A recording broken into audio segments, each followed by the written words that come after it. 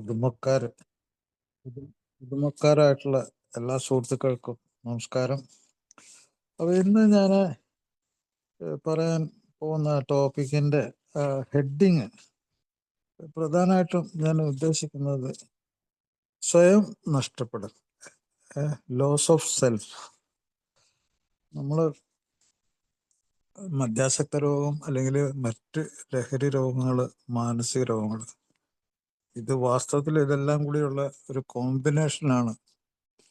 ഇന്നത്തെ ഈ ലോകത്ത് നമ്മൾ ഏറ്റവും കൂടുതൽ കാണുന്ന രോഗങ്ങളുടെ കോമ്പിനേഷൻ ഒറ്റ രോഗമായിട്ട് കാണുന്നത് വളരെ ചുരുക്കമാണ്. ഇപ്പോൾ അങ്ങനെയുള്ളവരുണ്ട്. മദ്യാസക്ത രോഗം മാത്രമായിട്ട് ഒരു പ്രശ്നമായിട്ടുള്ള ധാരാളം ആൾക്കാരുണ്ട്. പക്ഷേ അതിൻ്റെ കൂടെ മറ്റെന്തെങ്കിലും ഒരു ലഹരി വസ്തു കൂടി ഉണ്ടാവും. അത് പുകയിലാകാം, അല്ലെങ്കിൽ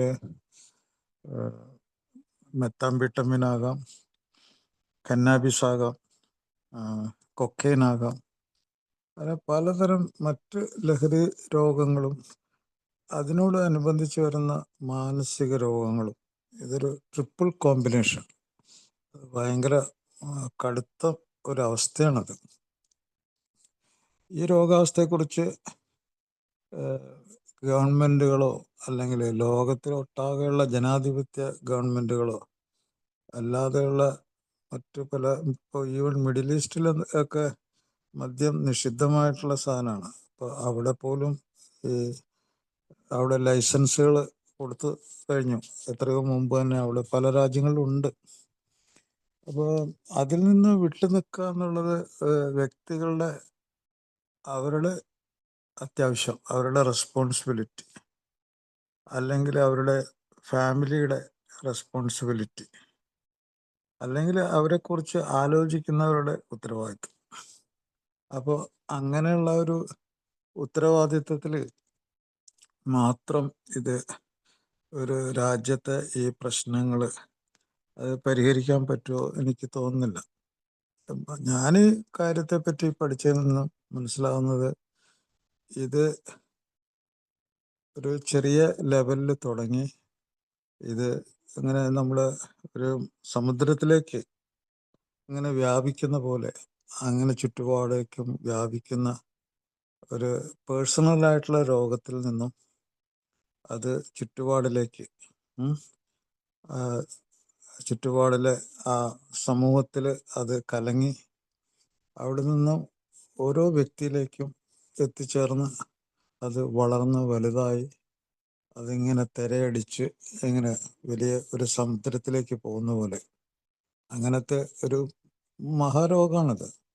ഞാനീ പറഞ്ഞ ആ 3 വാക്കുകൾ കൊണ്ട് തന്നെ നമുക്ക് മനസ്സിലാവും, മദ്യാസക്ത രോഗം, മറ്റ് ലഹരി രോഗങ്ങൾ, മാനസിക രോഗങ്ങൾ. ഇത് 3 വെറും വാക്കുകളാണ്.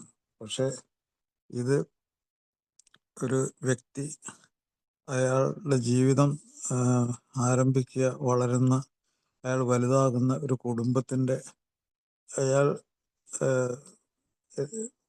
ഏത് സമൂഹത്തിലാണോ ജോലി ചെയ്യുന്നത് അവിടുത്തെ ചുറ്റുപാടിൻ്റെ, അവിടെയുള്ള അയാളുടെ കൂടെയുള്ള ആളുകളുടെ എല്ലാവരുടെയും കൂടി ഒരു പ്രശ്നമായി മാറുന്ന ഒരു മാനസിക രോഗം കൂടിയാണത്. മാനസിക രോഗം എല്ലാത്തിലും നിറഞ്ഞു നിൽക്കുന്നുണ്ട്. കാരണം ലോകാരോഗ്യ സംഘടന ഈ മദ്യാസക്ത രോഗത്തെ വെറും മദ്യാസക്ത രോഗമായിട്ടല്ല കണക്കാക്കുന്നത്. It is a mental and behavioural disorder എന്നാണ് അവർ പറയുന്നത്. അതുപോലെ തന്നെ മറ്റു ലഹരി രോഗങ്ങളെയും അതേ പട്ടികയിൽ തന്നെ പെടുത്തിയേക്കണം. It is a mental and behavioural disease. അപ്പോൾ മദ്യവും മറ്റു ലഹരി ഉണ്ടാക്കുന്ന മാനസിക രോഗങ്ങൾ, അത് കൂടാതെ ഇതിൻ്റെ കൂടെ കോ ഡിപ്പെൻഡൻസി, അതായത് ഇതൊന്നുമില്ലാത്ത ഒരാൾ, മദ്യവും മറ്റു ലഹരിയോ ഒന്നുമില്ല, അയാൾ വെറും ഒരു മാനസിക രോഗം, അത് പാരമ്പര്യമായിട്ടോ അല്ലാതെയൊക്കെ കിട്ടിയതായിരിക്കാം. അയാൾ വലുതായി വരുമ്പോൾ ആ മാനസിക രോഗത്തിൻ്റെ പ്രേരണ അയാളെ നയിക്കുന്നത് മദ്യപാനത്തിലേക്കായിരിക്കും, അല്ലെങ്കിൽ മറ്റ് ലഹരി മരുന്നിലേക്കായിരിക്കാം. അപ്പോൾ അതൊരു സെക്കൻഡറി ആയിട്ടുള്ള ഒരു ആൽക്കഹോളിസം എന്നൊക്കെ പറയാം. പ്രൈമറി ആൽക്കഹോളിസം എന്നൊക്കെ പറഞ്ഞാലും മദ്യം മാത്രം കഴിക്കുക, അതിനുശേഷം മെൻ്റൽ ഡിസീസ് ആയി മാറുക. അതിനെ മറിച്ച് സെക്കൻഡറി എന്ന് പറഞ്ഞു കഴിഞ്ഞാൽ വേറൊരു കാരണം കൊണ്ട് ഒരു മാനസിക രോഗം ആദ്യം ഉണ്ടായിരുന്നു. ആ രോഗത്തിൽ നിന്നും അയാൾ സ്വഭാവപരമായിട്ടുള്ള പല കാര്യങ്ങൾ, അയാളുടെ തോന്നലുകൾ, അയാളുടെ ചിന്തകൾ, അതിൽ കൂടി അയാൾ ആർജിച്ചെടുക്കുന്നതാണ് മദ്യപാനം. ആ കോ ഡിപ്പെൻഡൻസി എന്ന് പറയും, കോ ഡിപ്പെൻഡൻസി. അപ്പോൾ ഇത് അങ്ങോട്ടും ഇങ്ങോട്ടും മാറി മാറി കളിക്കുന്നുണ്ട്. ഇതിൽ നിന്ന് മനസ്സിലാകുന്നത് ഭീകരമായ അവസ്ഥകളാണ്. മാനസിക രോഗം ആരെങ്കിലും സ്വന്തമായിട്ട് അവനവനൊരു മാനസിക രോഗത്തിൻ്റെ ഉള്ളിൽ ജീവിക്കണമെന്ന് ആർക്കെങ്കിലും ഈ ഭൂമിയിൽ അങ്ങനെ ഒരു തോന്നലോ ഒരാഗ്രഹമോ ഉണ്ടാകാൻ ഒരിക്കലും ഒരു സാധ്യതയില്ല. അത് ഇവിടെയാണ് അറിവില്ലായ്മ. നമ്മൾ എല്ലാവരും ജീവിക്കുന്നത്, ഇപ്പോഴത്തെ കാലത്ത് ജീവിക്കുന്നത് നമ്മൾ ഒരു അറിവിൻ്റെ അല്ലെങ്കിൽ നമ്മുടെ മോശപ്പെട്ട ചില അനുഭവങ്ങളുടെ, ആ അനുഭവങ്ങളിൽ നമ്മൾ തിരിച്ചു വരാനുള്ള ചില ചിന്തകളുടെ, അല്ലെങ്കിൽ മറ്റുള്ളവരുടെ ചില നിർദ്ദേശങ്ങൾ, ചില സപ്പോർട്ട്, അതൊക്കെ അനുസരിച്ചാണ് നമ്മൾ ജീവിക്കുന്നത്. അപ്പോൾ ഇങ്ങനെ ജീവിക്കുന്ന ഒരു വ്യക്തി അയാൾ വളർന്ന് വലുതായി ഈ ലോകവുമായിട്ട് ബന്ധപ്പെട്ട് ഈ ലോകത്തിലെ പല കാര്യങ്ങളും സ്വീകരിച്ച് ചിലതൊക്കെ ഒഴിവാക്കി അങ്ങനെ വളരേണ്ട ഒരാളാണ് അയാൾ. അല്ലെങ്കിൽ അയാൾക്ക് അയാളെ സ്വയം നഷ്ടപ്പെടും. ഈ വാക്കുകൾ വളരെ വളരെ അഗാധമായിട്ടൊരു വ്യക്തിയെ സ്പർശിക്കുന്നൊരു സംഗതിയാണ്. ആരും അയാൾ സ്വയം നഷ്ടപ്പെടാൻ ആഗ്രഹിക്കുന്നില്ല.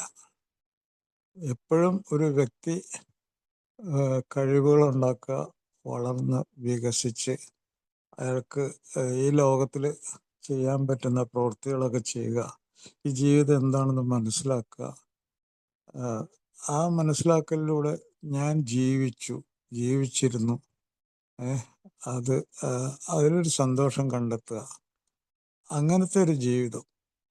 അതിന് പകരമായിട്ട് മദ്യം അല്ലെങ്കിൽ മറ്റു ലഹരി രോഗങ്ങൾ, ഞാൻ നേരത്തെ പറഞ്ഞ അതിൻ്റെ കൂടെ കളിക്കുന്ന ഈ മാനസിക രോഗങ്ങളും കൂടി എന്താണ്, ഒരാളെ സ്വയം നഷ്ടപ്പെടുത്തുകയാണ്. അയാളുടെ ആദ്യമായിട്ട് അയാളുടെ വളർച്ച വികാസത്തിൽ ഉടനീളം അയാൾ ചിലപ്പോൾ ചെറിയ കൗമാര പ്രായത്തിൽ 10 വയസ്സിലോ 15 വയസ്സിലോ തുടങ്ങിയൊരു പരിപാടി എത്രയോ വർഷങ്ങൾക്ക് ശേഷമാണ് അയാൾ അത് സ്വയം നഷ്ടപ്പെടുന്ന ഒരു പരിപാടിയാണെന്ന് മനസ്സിലാക്കി. നമ്മുടെ ഈ പ്രോഗ്രാമിൽ വരുന്നവരൊക്കെ വളരെ ചുരുക്കം പേരാണ്. അതിനെപ്പറ്റി ആലോചിക്കുക പോലും ചെയ്യാതെ ജീവിച്ചു മരിച്ചു പോകുന്നു. താൻ ഏതോ ഒരു അവസ്ഥയിൽ ജീവിച്ചും ഇതിനെപ്പറ്റി ഒന്നും അറിയാതെ അയാൾ ജീവിച്ചു മരിച്ചു പോകുന്നു. ഇതിൽ ലോകത്തിൽ എത്രയോ ആളുകൾ മദ്യം മറ്റു ലഹരി ഉപയോഗിക്കുന്നു. അവർ എത്തുന്നവർ എത്ര പേരാണ്, അല്ലെങ്കിൽ മറ്റ് ഗ്രൂപ്പ് തെറാപ്പിയിൽ എത്തുന്നവർ എത്ര പേരാണ്? വളരെ ചുരുങ്ങിയ ആൾക്കാരുണ്ട്. അത് കണക്ക് ലോകവ്യാപകമായ കണക്കെടുത്താൽ തന്നെ അറിയാം. അപ്പോൾ ഏറ്റവും കൂടുതൽ ആളുകൾ യാതന അനുഭവിക്കുന്നു. അതുകൂടാതെ അനേക തരത്തിലുള്ള രോഗങ്ങൾ അനുഭവിക്കുന്നു. അയാളുടെ ശാരീരിക, മാനസിക, വൈകാരിക, സാമൂഹ്യ, സാമ്പത്തിക എല്ലാം, ആരോഗ്യത്തിന് വേണ്ട എല്ലാ സംഗതികളും അയാൾക്ക് നഷ്ടപ്പെട്ട് ആരോഗ്യത്തിന് നേരെ വിപരീതമായിട്ടുള്ള സാധനങ്ങൾ അയാൾക്ക് കിട്ടുന്നു. എന്നിട്ടും അയാൾ ഒരു ചികിത്സയെ ഇഷ്ടപ്പെടുന്നില്ല. ഒരു ചികിത്സയിൽ നിന്ന് വിട്ടു നിൽക്കുന്നു, മാറി നിൽക്കുന്നു, ലജ്ജിക്കുന്നു. ഇതൊരു ഭീകരാവസ്ഥയാണ് വാസ്തവത്തിൽ. ആ ഭീകരാവസ്ഥയിൽ അയാൾക്ക് സ്വയം നഷ്ടപ്പെടുന്നു. ആ സ്വയം നഷ്ടപ്പെടൽ എങ്ങനെയാണ്, ഏത് തരത്തിലുള്ളതാണ്, എന്താണ് അതിൻ്റെ അടിസ്ഥാനം? ഇപ്പോൾ ഉദാഹരണം, ആൽക്കഹോൾ റിലേറ്റഡ് ഡിസോർഡേഴ്സ്, അത് ഈ ഡിസ്ഓർഡർ എന്ന് പറയുന്ന വാക്ക് ശരിക്കും പറഞ്ഞില്ല, അത് ഭയങ്കര നമ്മൾ രോഗാവസ്ഥയ്ക്ക് ഉദ്ദേശിക്കുന്ന ഒരു വാക്കുകൂടിയാണ് ഡിസ്ഓർഡർ. അപ്പോൾ എന്താണ് ഓർഡർ? ഓർഡർ എന്ന് വെച്ചാൽ ക്രമം ഉണ്ടാകുക. ഡിസ്ഓർഡർ എന്ന് പറഞ്ഞാൽ ക്രമം ഇല്ലാതാകുക. ക്രമം ഇല്ലാതാകുക എന്ന് പറഞ്ഞാൽ ഒരു രോഗം, രോഗാവസ്ഥ. പലപ്പോഴും ഇപ്പോൾ മദ്യാസക്ത രോഗം അല്ലെങ്കിൽ ഈ പ്രമേഹ രോഗം, രക്തസമ്മർദ്ദ രോഗം, ഇതെല്ലാം ഡിസോർഡറാണ്. എന്നുവെച്ചാൽ ഒരു ആയുഷ്കാലം മുഴുവനും മുന്നോട്ട് പോയി ആളുടെ ജീവനെടുത്ത് അയാളുടെ ശരീരവും മനസ്സും ഒക്കെ പ്രശ്നഭരിതമാക്കിയിട്ട് അയാളുടെ ജീവനെടുക്കുന്ന ഒരു പരിപാടിയാണ് അതൊക്കെ. എല്ലാ സാറേ ഡിസോർഡർ സാറേ കേൾക്കുന്നില്ലേ? സാറേ കേൾക്കുന്നുണ്ട് സാറേ. അങ്ങോട്ട് ഞാനൊരു മധ്യസ്ഥ പ്രവൃത്തിയാണ് കേട്ടോ. സാറിപ്പോൾ പറഞ്ഞ പോലെ അങ്ങോട്ട് ഞാനിപ്പം ഒരു എന്നിപ്പോ എന്താ വേണ്ട? പ്രസാദ് സംശയം അവസാനം ചോദിക്കാട്ടോ. സാർ പറഞ്ഞു. അപ്പോൾ അങ്ങനത്തെ ഒരു ഡിസോർഡർ, ഒരു തകരാറ്, ആ തകരാറ് ഒരു ആയുസ് മുഴുവൻ നീണ്ടു നിൽക്കുന്നു. അപ്പോൾ ഇവിടെ എന്താണ് നമ്മൾ ഈ ഡിസോർഡറിൽ നിന്നും ഓർഡർ, ക്രമം ഉണ്ടാക്കുന്ന ഒരു പരിപാടിയിലേക്ക് നമ്മൾ എത്തുന്നതാണ് ചികിത്സ. അല്ലെങ്കിലും നമ്മുടെ ജീവിതം എന്ന് പറഞ്ഞാൽ ഓർഡറാണ്, ക്രമം. ശരീരത്തിലെ എല്ലാ പ്രവർത്തനത്തിനും ഒരു ക്രമം ഉണ്ടാകുമ്പോഴാണ് നമുക്ക് ഈ സൗഖ്യം അല്ലെങ്കിൽ സുഖം അല്ലെങ്കിൽ ആരോഗ്യം എന്നൊക്കെ പറഞ്ഞുണ്ടാകുന്നത്. ഓർഡർ, ക്രമം. അത് വാസ്തവത്തിൽ നമ്മുടെ ജീവിതത്തിൻ്റെ ഉള്ളിലും പുറത്തും. നമ്മളൊരു രാജ്യത്ത് ജീവിക്കുകയാണെങ്കിൽ, ഒരു കുടുംബത്തിൽ ജീവിക്കുകയാണെങ്കിൽ, ഒരു സമൂഹത്തിൽ ജീവിക്കുകയാണെങ്കിൽ അവിടെ ഈ ക്രമം അതുണ്ടെങ്കിലാണ് നമുക്ക് ശരിക്കും ജീവിക്കുന്നു എന്ന് പറയാൻ പറ്റുള്ളൂ. ഇപ്പോഴത്തെ അവസ്ഥകൾ നോക്കുക, ലോകാവസ്ഥ നോക്കുക, ക്രമം എവിടെയാണ്? എത്രയോ ആളുകൾ മരിക്കുന്നു. അവരുടേതല്ലാത്ത കുഴപ്പങ്ങൾ കൊണ്ട് എത്രയോ ആളുകൾ മരിക്കുന്നു. അത് കൂടാതെ ഇങ്ങനെയുള്ള അവരുടേതായിട്ടുള്ള, അവരറിയാതെ, അവർക്ക് അറിവില്ലാതെ അവർ ജീവിക്കുന്ന അവസ്ഥയുടെ കുഴപ്പം കൊണ്ട് ക്രമമില്ലാതെ അങ്ങനെ മരിക്കുന്നു. ആ മരണത്തിൻ്റെ ഒന്നാമത്തെ കാരണം, ഏറ്റവും കൂടുതലാണ്, ഞാൻ ഒന്നാമത്തെ എന്ന് പറയുന്നത്, ഏറ്റവും കൂടുതൽ ആളുകൾ മരിക്കുന്ന രോഗമാണ് മദ്യാസക്ത രോഗവും അതിനോട് ചേർന്ന് നിൽക്കുന്ന ഈ പറഞ്ഞ മറ്റു സംഗതികളും. അത് വെല്ലാൻ ഒന്നുമില്ല. ഈ മദ്യാസക്ത രോഗം, മറ്റു ലഹരി രോഗം, മാനസിക രോഗം, ഇത് മൂന്നും കൂടി ചേർന്ന ഈ രോഗത്തെ വെല്ലാനായിട്ട് ഒരു രോഗങ്ങളും, ഹൃദ്രോഗമോ അല്ലെങ്കിൽ ക്യാൻസറോ മറ്റു ഒരു രോഗവും വന്നിട്ടില്ല. അപ്പോൾ അതുകൊണ്ട് ഇതിന് വളരെയധികം മുൻഗണന, ഇതിനെപ്പറ്റി മനസ്സിലാക്കൽ, അറിവ് നേടലും, ഇങ്ങനെ ഏതെങ്കിലും ഒരു പരിപാടി, ഇത് നമ്മളെ സ്വയം രക്ഷപ്പെടുത്താൻ നമ്മളെ സഹായിക്കുന്ന ഒരു പരിപാടി, അതിലെത്തിച്ചേർന്നാൽ അത് ശരിക്കും മനസ്സിലാക്കി അതിൽ കൂടി സ്വയം ജീവിതം നഷ്ടപ്പെടുത്താതെ ജീവിതത്തെ തിരിച്ചു പിടിക്കുന്ന ഒരു പരിപാടി. ഇതിൻ്റെ ഈ ആൽക്കഹോളിക്സ് അനോണിമസിൻ്റെ മഹത്വം അതാണ്. ഞാനതിനെ അധികം ഇഷ്ടപ്പെടുന്നു അതുകൊണ്ടാണ്. ഇത് ഏറ്റവും ലോകത്തിലെ ഏറ്റവും സിംപിളസ്റ്റ് ചികിത്സ. ഇത് ചികിത്സയാണ്. പല ആൾക്കാർക്കും ഈ അനുഭവങ്ങളും ശക്തിയും പ്രതീക്ഷകളും പരസ്പരം പങ്കുവെച്ചു എന്നൊക്കെ പറഞ്ഞു കഴിഞ്ഞാൽ അത് തീർന്നു. അതല്ല, ഇത് ലോകത്തിലെ മഹത്തായ ഒരു ചികിത്സാ രീതി കണ്ടുപിടിച്ചൊരു പരിപാടിയാണ്. അത് എങ്ങനെയാണ്? അറിവുകൊണ്ട്, അനുഭവങ്ങൾ കൊണ്ട്. ആ അറിവുകളും അനുഭവങ്ങളും ഒരു കണ്ണാടി പോലെ സ്വയം അവനവനിലേക്ക് തിരിച്ചു വെച്ച് അതിൽ കൂടി മനസ്സിലാക്കി ബുദ്ധിയെ ജ്വലിപ്പിച്ച് ആ ബുദ്ധിശക്തി, ആ മനുഷ്യത്വം അത് തിരിച്ചു പിടിച്ചുകൊണ്ട് ഒരു വലിയ രോഗത്തെ, മാരക രോഗത്തെ മാറ്റി നിർത്തി ജീവിക്കുക, സ്വയം നഷ്ടപ്പെടാതെ ജീവിക്കുക. അതാണ് ഇതിൻ്റെ മഹത്വം. പല ആളുകൾ ഇതിൽ ഇങ്ങനെ വന്ന് 2 ആഴ്ച കഴിഞ്ഞ് റിലാപ്സ് ആവുന്നു, 1 മാസം കഴിഞ്ഞ് റിലാപ്സ് ആവുന്നു. അവർക്ക് എന്താ വെച്ചാൽ അവരുടെ തലയുടെ ഉള്ളിലേക്ക്, അവരുടെ ബ്രെയിനിൻ്റെ ഉള്ളിലേക്ക് ഒരു തരത്തിലും അത് കയറുന്നില്ല. അത് എന്താണ് അവർ അനുഭവിക്കുന്നത്, എന്തിൽ കൂടെയാണ് പോകുന്നതെന്ന് അവർക്ക് ഒരു അല്പം പോലും അവരുടെ ആ ഒരു ബുദ്ധിശക്തി അവരുടെ ഉള്ളിലേക്ക് കയറുന്നില്ല. അപ്പോൾ ആൽക്കഹോളിക്സ് അനോണിമസ് തന്നെ അതിനെപ്പറ്റി വളരെ വിശദമായിട്ട് പറഞ്ഞിട്ടുണ്ട്. ഞാൻ ആ പുസ്തകത്തിലെ ഒന്ന് കൂട്ടുകയാണ്.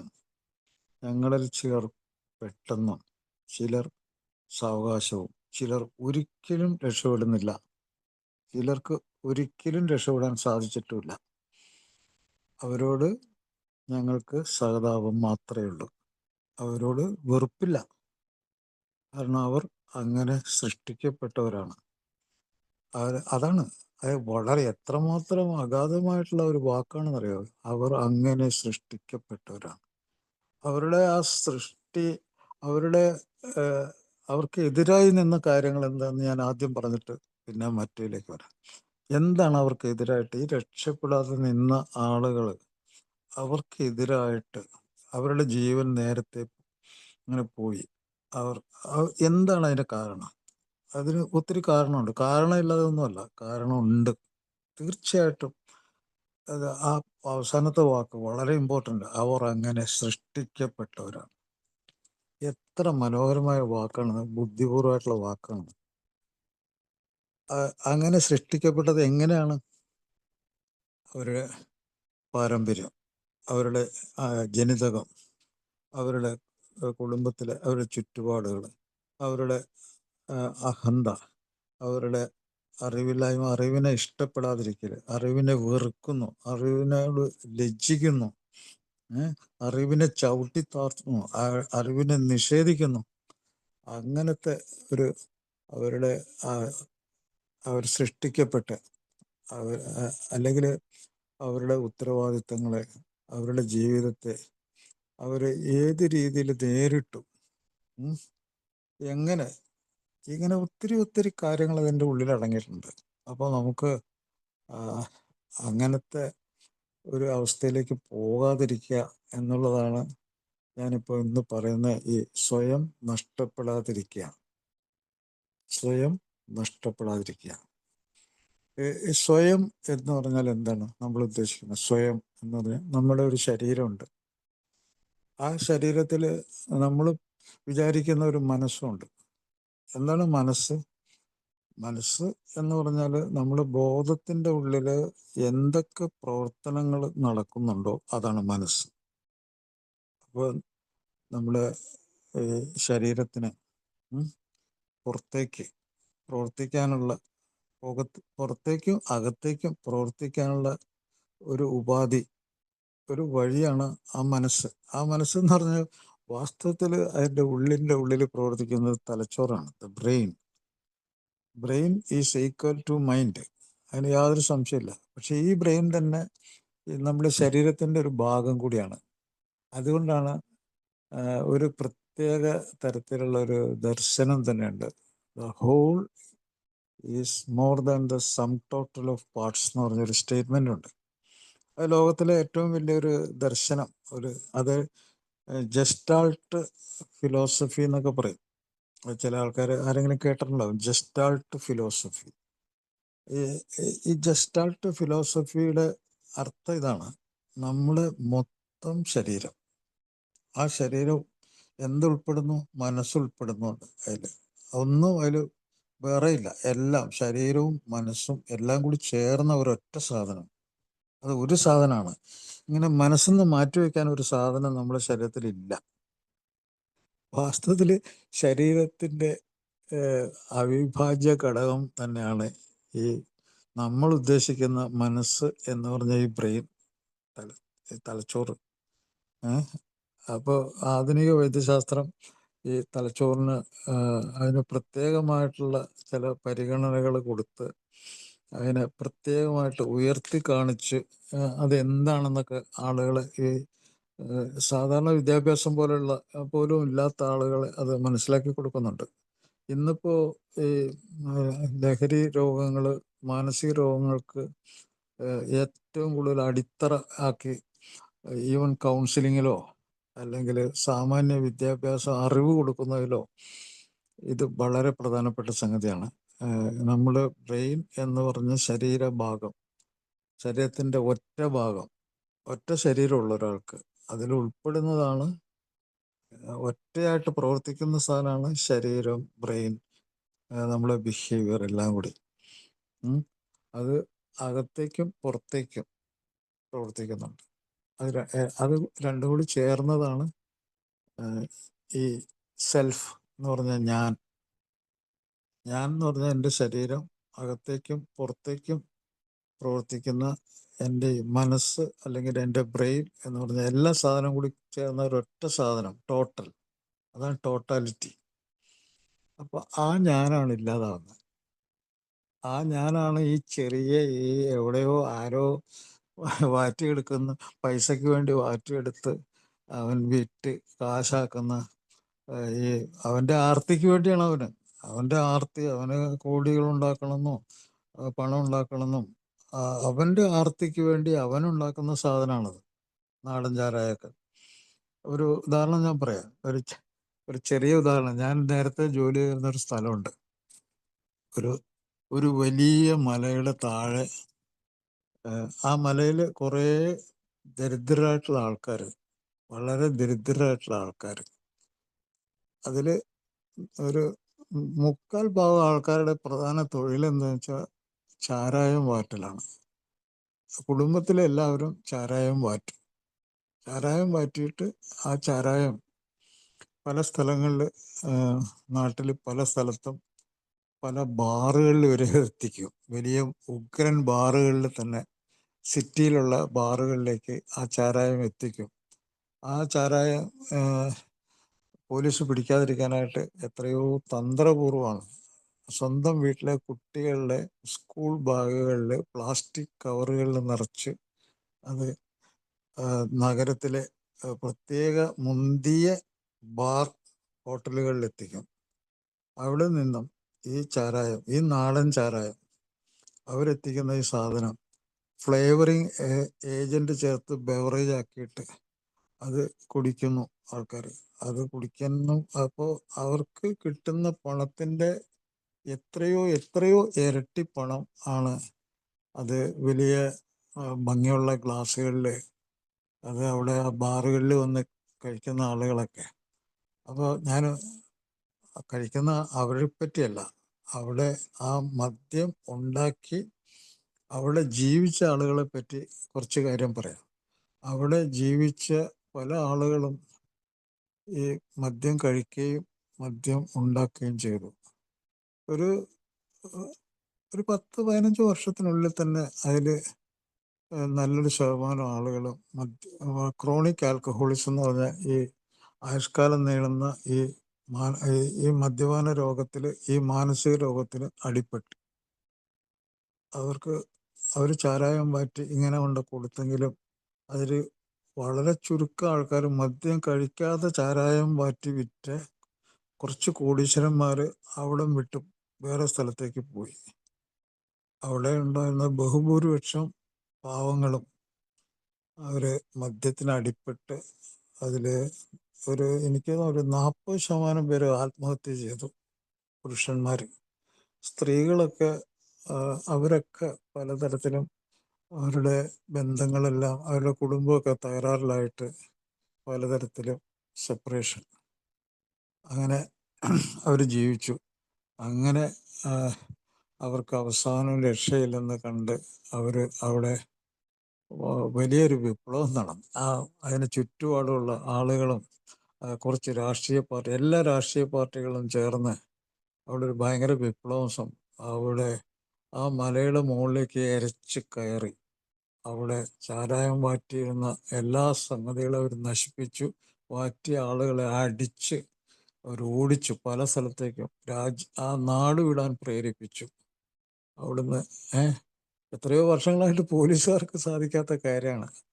അപ്പോൾ അവിടുത്തെ ആത്മഹത്യയുടെ എണ്ണം, അവിടുത്തെ സ്ത്രീകളുടെ വിഷമങ്ങൾ, കുട്ടികൾ, ഒരു 15-20 വയസ്സാകുമ്പോഴേ കുട്ടികളും മദ്യപാനികളും ഭയങ്കര ക്രിമിനൽ കേസുകളിലെ പ്രതികളും ഒക്കെ ആയിട്ട് അവർ നശിച്ചു. അതിലെപ്പോഴും ഞാൻ പറയാറുള്ള ഒരു ഉദാഹരണമാണ്, ഉള്ള പേര് ഞാൻ വിട്ടുപോയി. ഒരു പെണ്ണ് എൻ്റെ അടുത്ത് ചികിത്സയ്ക്ക് വരുന്ന അവ എപ്പോഴും പറയായിരുന്നു, എൻ്റെ ഭർത്താവ് മദ്യം വാറ്റി. ഞാനതിനെതിരായിരുന്നു. പക്ഷേ മദ്യം വാറ്റി ഞങ്ങൾക്ക് ജീവിക്കാൻ നിവൃത്തിയില്ലാതെ അയാൾ തൂങ്ങി മരിച്ചു. അയാൾ മരിച്ചു. ഞാൻ അയാളുടെ പീഡനങ്ങളെല്ലാം ഏറ്റുവാങ്ങി. ശാരീരിക മാനസികമായിട്ടുള്ള എല്ലാ പീഡനങ്ങളും ഏറ്റുവാങ്ങി.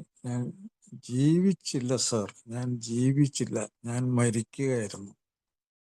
അപ്പോൾ എൻ്റെ കുട്ടി, എനിക്കൊരു ആൺകുട്ടിയുണ്ട്, അവൻ വിദേശത്തേക്ക് പോകണം. അവിടെയൊക്കെ മദ്യം കിട്ടുമെന്ന് ഞാൻ കേട്ടിട്ടുണ്ട്. അപ്പോൾ ഞാൻ അതികഠിനമായിട്ട് ഞാനിപ്പോൾ എൻ്റെ മനസ്സ് വിങ്ങുന്നു. കാരണം അവൻ നാളെ പോവുകയാണ്. അവൻ പോകുമ്പോൾ അവൻ അവിടെ ചെന്ന് മദ്യപാനിയായി അവൻ്റെ അച്ഛനെ പോലെ മരിക്കാനുള്ള എല്ലാ സാധ്യതയുണ്ട്. അപ്പോൾ ഞാൻ അവനോട് പറഞ്ഞു, നീ അവിടെ ചെന്ന് നിന്റെ അച്ഛനെ പോലെ ഒരു മദ്യത്തിന് അടിപ്പെട്ട ഒരു ആളായിട്ട് സ്വയം ഇല്ലാതാവുകയാണെങ്കിൽ നിനക്ക് നിന്റെ അമ്മയുടെ ശരീരം ഇവിടെ ഉണ്ടാവും, അത് മരിച്ചിരിക്കും, അമ്മയുടെ ശരീരം. അപ്പൊ അവൾ ആത്മഹത്യ ചെയ്യുന്ന കാര്യമാണ് പറയുന്നത്.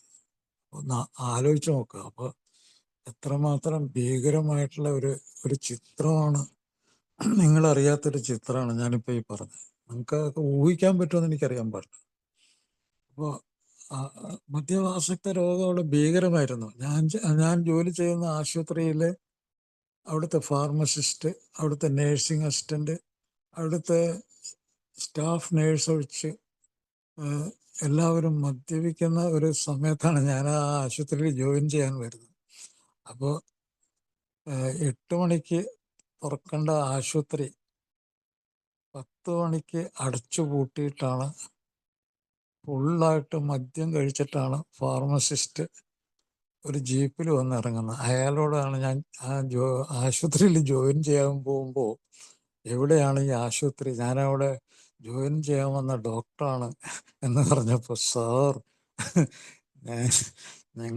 സാർ എന്തിനാണ് ഇങ്ങനെ ആശുപത്രിയിലേക്ക് വരുന്നതെന്നാണ് അയാൾ ചോദിക്കുന്നത്. അവിടെ ആശുപത്രിയിൽ അങ്ങനെ കൃത്യമായിട്ട് ആശുപത്രി തുറക്കുകയും അങ്ങനെ ജനങ്ങൾക്ക് വേണ്ടി പ്രവർത്തിക്കുകയോ അങ്ങനത്തെ ഒരു പരിപാടിയൊന്നുമില്ല. അവിടെ ഇങ്ങനെ മദ്യപന്മാർ നടത്തുന്ന ഒരു ആശുപത്രിയാണ്. അപ്പോൾ ഒന്ന് ആലോചിച്ച് നോക്കുക, നമ്മുടെ ഈ രാജ്യത്ത് ഇത് കുറേ വർഷങ്ങൾക്ക് മുമ്പുള്ള കാര്യം ഞാൻ പറഞ്ഞത്. അപ്പോൾ മദ്യാസക്ത രോഗം എല്ലാവരും ഒരു സമൂഹത്തിന് ഒക്കെ ഇതായിട്ടുണ്ട്. ഇതെന്താണ് ഈ രോഗം എന്ന് അറിയണമെങ്കിൽ ഞാൻ ഈ മദ്യാസക്ത രോഗത്തിൻ്റെ ഉപയോഗം കൊണ്ട് ഇവർ ഒരു 11 കാര്യങ്ങളോളം ഉപയോഗിക്കുന്നവർ നടത്തുന്നുണ്ട്. ആ ഉപയോഗത്തിൽ വെറും രണ്ടെണ്ണം ഉണ്ടെങ്കിൽ രോഗം നിർണയിക്കാം. ഇതിൽ 11 കാര്യത്തിൽ രണ്ട് കാര്യങ്ങൾ ഉണ്ടെങ്കിൽ അയാൾ മദ്യത്തിന് അടിപ്പെട്ട് സ്വയം നഷ്ടപ്പെടാൻ പോകുന്ന ഒരാളാണെന്ന് മനസ്സിലാക്കാം. ഞാനത് നിങ്ങളോട് പറയാം, നിങ്ങൾക്ക് അത് ശ്രദ്ധാപൂർവം കേൾക്കാൻ പറ്റുവാണെങ്കിൽ കേൾക്കാം. അപ്പോൾ അതാണ് പ്രശ്നഭരിതമായ മദ്യപാനം. അതാണ് പ്രശ്നഭരിതമായ മദ്യപാനം എന്ന് പറഞ്ഞാൽ മദ്യപാന രോഗം, മദ്യപാന മാനസിക രോഗം, സ്വഭാവ രോഗം. അപ്പോൾ ആദ്യം മദ്യം ലാർജ് ക്വാണ്ടിറ്റി, ഉയർന്ന അളവിൽ കഴിക്കുന്നു, വളരെ നീണ്ട കാലം. എപ്പോഴും ഒരു ആഗ്രഹം അയാളുടെ ഉള്ളിലുണ്ട്, ഇത് നിയന്ത്രിക്കണം, നിർത്തണം. ആരും അറിയാത്തൊരാഗ്രഹം അയാളുടെ ഉള്ളിലുണ്ട്. ഇതെനിക്ക് വേണ്ട, എനിക്ക് ഉപദ്രവമാണ്, നിർത്തണം. പക്ഷെ അതിനെതിരായിട്ട് പ്രവർത്തിക്കാൻ അയാൾക്ക് കഴിവില്ല. അതാണ് രണ്ടാമത്തെ സംഗതി. അയാൾ ഒത്തിരി സമയം ഇതിനു വേണ്ടി ചെലവഴിക്കുന്നു. അയാളുടെ ജീവിതത്തിൻ്റെ നല്ല സമയം, അതായത് ഉറങ്ങുന്നതിനും ജോലി ചെയ്യുന്നതിനും ഭക്ഷണം കഴിക്കുന്നതിനും വിശ്രമിക്കുന്നതിനും ഉത്തരവാദിത്വങ്ങളൊക്കെ ചെയ്യേണ്ടത് വേണ്ട ആ ജീവിതത്തിൽ ബഹുഭൂരിപക്ഷം സമയവും മദ്യം കണ്ടുപിടിക്കാൻ, അവിടെ എത്തിച്ചേരാൻ, അത് ഉപയോഗിക്കാൻ, അതിൽ നിന്ന് ഒന്ന് പുറത്തു വരാൻ, അതിനുശേഷം എന്തെങ്കിലും ജോലി ചെയ്ത് ജീവിക്കാൻ, ഇതൊക്കെയാണ് അയാൾ ജീവിതത്തിൻ്റെ നല്ലൊരു ഭാഗം അയാൾ ചെലവഴിച്ചേക്കുന്നതാണ്. മദ്യം കണ്ടുപിടിച്ച് എത്തിച്ചേരാനായിട്ട് ആരെങ്കിലും പറഞ്ഞു വെച്ചിട്ടുണ്ടെങ്കിൽ അവിടെ ചെല്ലാൻ, അത് ഉപയോഗിക്കാൻ, അതിൽ ആ ഉപയോഗത്തിൻ്റെ സമയത്തുള്ള ആ ഇഫക്റ്റിൽ നിന്നും അതിൻ്റെ റിസൾട്ട് മയക്കമാണല്ലോ. അതിൽ നിന്ന് രക്ഷപ്പെട്ട് പിന്നെ എന്തെങ്കിലും ഒന്ന് ചെയ്യാൻ അല്ലെങ്കിൽ വീട്ടിൽ എത്തിച്ചേരാൻ ഇതിനൊക്കെ വേണ്ടിയുള്ള സമയം. അപ്പോൾ സമയം വളരെ ഇമ്പോർട്ടൻ്റ് ആണ്. അപ്പോൾ സ്ഥലകാല സമയം ജീവിതത്തിൻ്റെ പ്രധാനപ്പെട്ട, ഈ സ്ഥലവും കാലവും സമയമാണ് നമ്മൾ ഈ ലോകമായിട്ടുള്ള ബന്ധം. അതിൽ ഇയാളുടെ ജീവിതത്തിലെ ഭൂരിഭാഗം സമയം അതിനു വേണ്ടിയാണ്, മദ്യത്തിൻ്റെ ഇതിനു വേണ്ടിയാണ്. അല്ലെങ്കിൽ ഏതെങ്കിലും ലഹരി ഉണ്ടെങ്കിൽ, മറ്റു ലഹരി ഉണ്ടെങ്കിൽ അതിനു വേണ്ടി. നാലാമത്തെ അയാളുടെ പ്രശ്നം കഠിനമായ ഒരു ആർത്തി, അതികഠിനമായ ഒരു ആർത്തി. അതിനെപ്പറ്റി ഓർക്കുമ്പോഴേ തന്നെ അയാൾക്ക് ചിലപ്പോൾ വായിൽ വെള്ളം വരുന്നു. ഓർമ്മകൾ അയാളെ പലതരത്തിലും വേട്ടയാടുന്നു, ജോലിയിൽ നിന്ന് പിന്തിരിപ്പിക്കുന്നു. മദ്യം ഉപയോഗിക്കാനുള്ള ഒരു അർജ് എന്ന് പറഞ്ഞാൽ അർജന്റ്. അയാൾക്കൊരു അർജന്റായിട്ടുള്ള സംഗതിയാണ് മദ്യപാനം, മദ്യം ഉപയോഗിക്കുക എന്നുള്ളത്. അത് നീട്ടിവെക്കാൻ പറ്റില്ല അയാൾക്ക് ആ അവസ്ഥയിൽ നിന്ന്. അഞ്ചാമത്തെ പോയിന്റ് ഇതാണ്, ഫെയിലിയർ. അയാൾക്ക് ആഗ്രഹമുണ്ട്, പക്ഷേ ജീവിതത്തിൽ അത് സാധിക്കുന്നില്ല. ഫെയിലിയർ എവിടെയൊക്കെ?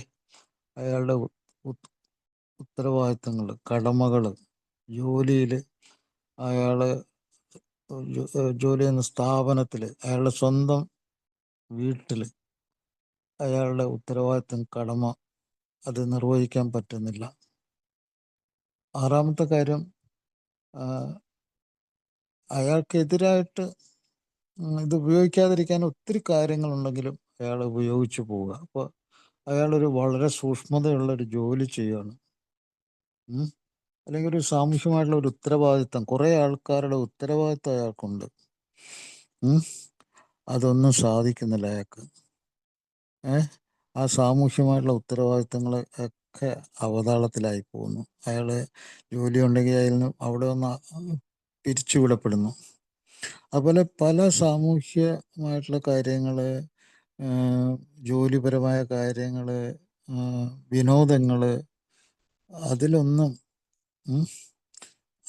അയാൾക്ക് പങ്കെടുക്കാൻ മദ്യം ഉപയോഗിക്കുന്നതുകൊണ്ട് സാധിക്കുന്നില്ല. അതിൽ നിന്നൊക്കെ അയാൾക്ക് വിട്ടു നിൽക്കപ്പെടേണ്ടി വരും. അയാൾക്ക് ഈ ജീവിതം സന്തോഷത്തോടു കൂടി അയാൾക്ക് സാമൂഹ്യമായിട്ട് ആളുകളുമായിട്ട് നല്ലോണം ബന്ധപ്പെട്ട് തൻ്റെ ജോലിയൊക്കെ നല്ല ഭംഗിയായിട്ട് നിർവഹിക്കാൻ ആഗ്രഹമുണ്ട്, പക്ഷേ സാധിക്കുന്നില്ല. അതുപോലെ നമ്മൾ മദ്യം ഉപയോഗിച്ചാൽ ശാരീരികമായിട്ടുള്ള കുഴപ്പം കൊണ്ട് അപകടം സംഭവിക്കുന്ന ഡ്രൈവിംഗ് പോലെയുള്ള കാര്യങ്ങളിൽ അയാൾ ഏറ്റവും നിസ്സാരമായിട്ട് അതിനെ കണക്കാക്കുന്നു. മദ്യം കഴിച്ചുകൊണ്ട് അയാൾ ഡ്രൈവ് ചെയ്യാൻ സാഹസം കാട്ടുന്നു. അതുപോലെ 9ാമത്തെ പോയിന്റാണ്, അയാൾക്ക് ശാരീരികമായിട്ടുള്ള ഒത്തിരി കുഴപ്പമുണ്ടായി, മാനസികമായി തകർന്നടിഞ്ഞിട്ടുണ്ട് അയാൾ. പക്ഷേ അത് മദ്യം കഴിച്ചപ്പോഴെല്ലാം കൂടുകയും ചെയ്തിട്ടുണ്ട്. ഇത്ര അറിവുണ്ടായിട്ട് അത് വീണ്ടും അയാൾ അത് ആവർത്തിക്കുന്നു. ഒരു ഇടക്കാലത്തൊന്ന് നിർത്തിവെച്ചെങ്കിൽ അയാൾ കഠിനമായിട്ട് അത് ആവർത്തിക്കാൻ തുടങ്ങുന്നു. അതുപോലെ അയാളുടെ മദ്യത്തിൻ്റെ അളവ് കൂടിക്കൂടി ഒരു വല്ലാത്തൊരളവിലെത്തുന്നു.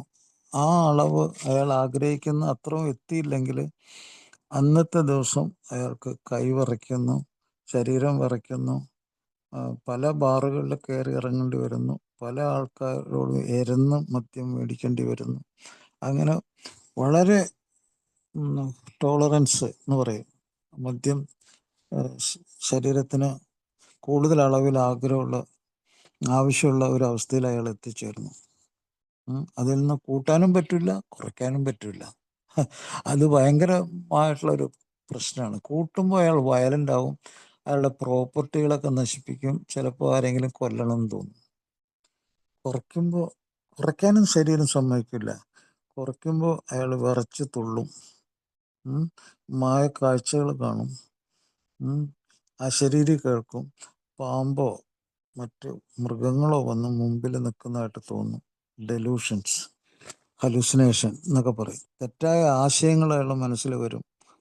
ഇപ്പോൾ എന്നെ കൊല്ലാൻ ആരോ പദ്ധതി ഇടുന്നു. ഇത് മാനസിക രോഗത്തിന് തുല്യമാണ്, മനോരോഗത്തിൻ്റെ തുല്യത ആണത്. അതുകൊണ്ടാണ് ഇതിനെ മനോരോഗം എന്ന് പറയുന്ന കാരണം. അതുപോലെ പിന്മാറ്റ ലക്ഷണത്തിൻ്റെ ഉള്ളിൽ അയാൾക്ക് അപസ്മാരം വരാം. ആ അപസ്മാരത്തിൻ്റെ ഉള്ളിൽ ഈ പറഞ്ഞ അശരീരി കേൾക്കലും ഒക്കെ വരാം. ചിലപ്പോൾ ശക്തമായിട്ടുള്ള പനിയും അതുപോലെ വിഭ്രാന്തി, വിയർപ്പ്, അയാൾ ഒരു കഠിനമായിട്ടുള്ള ഒരു അപസ്മാരത്തിൻ്റെ ഉള്ളിൽ അയാൾ മരിക്കാം. അതുപോലെ അയാൾ ചിലപ്പോൾ ഏതെങ്കിലും ഒരു ഡോക്ടറെ കണ്ടിട്ടുണ്ടാവും. അയാൾ എന്തെങ്കിലും ഒരു മരുന്നൊക്കെ കുറിച്ച് കൊടുത്തിട്ടുണ്ടാവും, എന്തെങ്കിലും ഒരു ഡ്രിപ്പൊക്കെ ഇട്ടിട്ടുണ്ടാവും. അയാൾ വിചാരിച്ചു അതാണ് ചികിത്സ, അതുകൊണ്ട് ഞാൻ ശരിയാവും. പക്ഷെ അടുത്ത ദിവസം തന്നെ അതികഠിനമായിട്ടുള്ള ഒരു പുനർപതനത്തിലേക്ക് അയാൾ വീണ്ടും പോകും. അപ്പം ഇങ്ങനെ ഉള്ള ഈ രോഗം ചിലപ്പോൾ കുറേ നാളുകൾ അയാൾ ജോലിയെപ്പറ്റി ഓർത്ത് ജോലി നിർത്തി കഴിഞ്ഞാൽ അയാൾക്കും കുടുംബത്തിനും കഴിയാൻ പൈസ ഇല്ലാതാവും. അതുകൊണ്ട് ജോലി ചെയ്യാൻ വേണ്ടി മാത്രം കുറച്ച് സമയം അയാൾ ചെലവഴിക്കും. നല്ലൊരു ശതമാനം പൈസ അയാളുടെ മദ്യപാനത്തിന് വേണ്ടി ചെലവഴിക്കും. അങ്ങനെ ജോലി കൊണ്ട് മദ്യവും കഴിക്കാം, ജീവിക്കുകയും ചെയ്യാന്നുള്ള. പക്ഷെ ശരീരം അത് സമ്മതിക്കില്ല, കൂടുതൽ അളവ് വേണ്ടി വരും. അത് ആ മൈൽഡായിട്ടുള്ള അവസ്ഥയിൽ നിന്ന്, ആ ചെറിയ അവസ്ഥയിൽ നിന്ന് അത് വലിയ അവസ്ഥയിലേക്ക് പോകും. ആ വലിയ അവസ്ഥയിൽ നിന്ന് അവയവങ്ങൾക്കൊക്കെ കേടുപറ്റുന്ന ഒരു ദീർഘകാലം, ഒരു 15 വർഷം അയാൾ മരണത്തെ നേരിടേണ്ടി വരും. ഒന്നില്ലെങ്കിൽ ഒരു കരൾ രോഗം, കടുത്ത ഒരു 100-ൽ 15 പേർക്ക് വരുന്ന ഒരു കരൾ രോഗം കൊണ്ട് ഒരു സമയത്ത് അയാളുടെ കരൾ പ്രവർത്തിക്കാതായിട്ട് അയാൾ രക്തം ഛർദ്ദിച്ചോ അല്ലെങ്കിൽ കരളിൻ്റെ പ്രവർത്തനത്തിന് ഫെയിലിയർ വന്നിട്ടോ അയാൾ മരിക്കും. അപ്പോൾ അതുവരെ അയാൾക്ക് വലിയ വേദനയൊന്നും ഉണ്ടാവില്ല. മദ്യത്തിലുള്ള ആർത്തി, അയാൾ അറിയാത്ത കരൾ രോഗം, ചിലപ്പോൾ അയാൾ ഒരു ടെസ്റ്റുകളും ചെയ്തിട്ടുണ്ടാവില്ല. അവസാനത്തെ ടെസ്റ്റ് ഒരു അൾട്രാസൗണ്ടും ഒരു ലിവർ ഫങ്ഷനും ആയിരിക്കും. അതിൻ്റെ അടുത്ത നാളിൽ ചിലപ്പോൾ രക്തം ഛർദ്ദിച്ച് അയാൾ മരിക്കുകയും ചെയ്യും. അപ്പോൾ അയാളെ പറ്റി കെയർ ചെയ്യുന്നില്ല. അയാൾ വലിച്ചെറിഞ്ഞേക്കാണ് അയാളുടെ ശരീരവും അയാളുടെ പ്രധാനപ്പെട്ട അവയവത്തിനൊക്കെ എന്താ പറയുക, അയാളുടെ ശരീരത്തിനെ പറ്റി അയാൾക്ക് യാതൊരു ചിന്തയില്ലാതെ അത് വലിച്ചെറിഞ്ഞ് കളഞ്ഞേക്കാണത്. അപ്പോൾ അങ്ങനെ എറിഞ്ഞ് കളയാനുള്ള ഒരു സാധനമാണ് നമ്മുടെ ശരീരം. ഇതിപ്പോൾ ഞാൻ ഒരു രോഗത്തിൻ്റെ കാര്യം, അനേകം രോഗങ്ങളുണ്ട് ഇതിൻ്റെ ഉള്ളിൽ. അത് ഞാൻ എന്നും പറഞ്ഞ് നിങ്ങളെ ബോറടിപ്പിക്കുന്നില്ല. നിങ്ങൾക്കറിയാം 6-7 തരത്തിലുള്ള ക്യാൻസറുകൾ വരുന്നുണ്ട്. വേണ്ട, അയാൾ ഓടിക്കുന്ന വാഹനം അപകടത്തിൽപ്പെട്ട് എന്തൊക്കെ സംഭവിക്കാം, മരണത്തിനടുത്ത് വരെ എത്തുന്ന ഒരു പ്രശ്നം അയാൾക്കുണ്ടാകാം.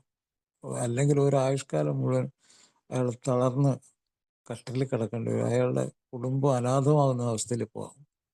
പക്ഷെ ഇതൊന്നും അയാളുടെ തലച്ചോറിൽ ആ ഐഡിയ, ആ ആശയങ്ങൾ ഓടുന്നില്ല. അയാൾ ഇല്ലാതാകുന്നതിനെ പറ്റി, ആ സെൽഫ്, ഞാൻ എന്ന ശരീരവും മനസ്സും ഇല്ലാതാകുന്ന ആ അവസ്ഥയെപ്പറ്റി ഒരു ചിന്ത അയാൾ ഓടുന്നില്ല. അപ്പോൾ അതുകൊണ്ടാണ് പറയുന്നത് this is A brain disease. ഇതൊരു ക്രോണിക് പ്രോഗ്രസീവ് ബ്രെയിൻ ഡിസീസ്. നിങ്ങൾ ലോകത്തിലെ ഏത് പുസ്തകം മദ്യപാനത്തെ പറ്റി പറയുന്നത്, അല്ലെങ്കിൽ ഏത് ഡിക്ഷണറി എടുത്ത് നോക്കിക്കോളൂ, എന്താണ് ഈ മദ്യപാന രോഗം? It's A chronic progressive brain disease. അതായത് ഒരു ആയുഷ്കാലം മുഴുവൻ നീണ്ടു നിൽക്കുന്ന, തലച്ചോറിൻ്റെ കഴിവുകളെ മുഴുവൻ നശിപ്പിക്കുന്ന തലച്ചോറിൻ്റെ രോഗം. ആ രോഗം തുടങ്ങുന്നത് തലച്ചോറിലാണ്, വളരുന്നത് തലച്ചോറിലാണ്, അത് മരണത്തിലൂടെ അവസാനിക്കുന്നു തലച്ചോറിൽ തന്നെ. മരണം അല്ലാതെ അത് അവസാനിക്കാനുള്ള ഒരു പ്രോഗ്രാമാണ് നിങ്ങളിരിക്കുന്ന ഈ ആൽക്കഹോളിക്സ് അനോണിമസ്. മരണത്തെ ഒഴിവാക്കി കളഞ്ഞൊരു ജീവിതത്തെ തിരിച്ചു പിടിക്കാനുള്ള ഒരു പരിപാടിയാണ്. അങ്ങനത്തെ ഒരു പ്രോഗ്രാമിൽ റിലാപ്സ് എന്ന് പറഞ്ഞൊരു സംഗതി, ഒരു കാര്യത്തെ പറ്റി ആലോചിക്കാൻ പോലും സമയമില്ല, ആലോചിക്കാൻ പോലും പറ്റില്ല അവിടെ. കാരണം അത്രമാത്രം ഗൗരവത്തിൽ എടുക്കേണ്ട ഒരു സംഗതിയാണ്. കാരണം ഞാൻ എന്ന് പറഞ്ഞ സാധനം ഇല്ല അടുത്ത ഒരു സമയത്ത് ഞാനില്ല ഇവിടെ. അതുപോലെ എന്നെ ആശ്രയിക്കുന്നവരുമില്ല.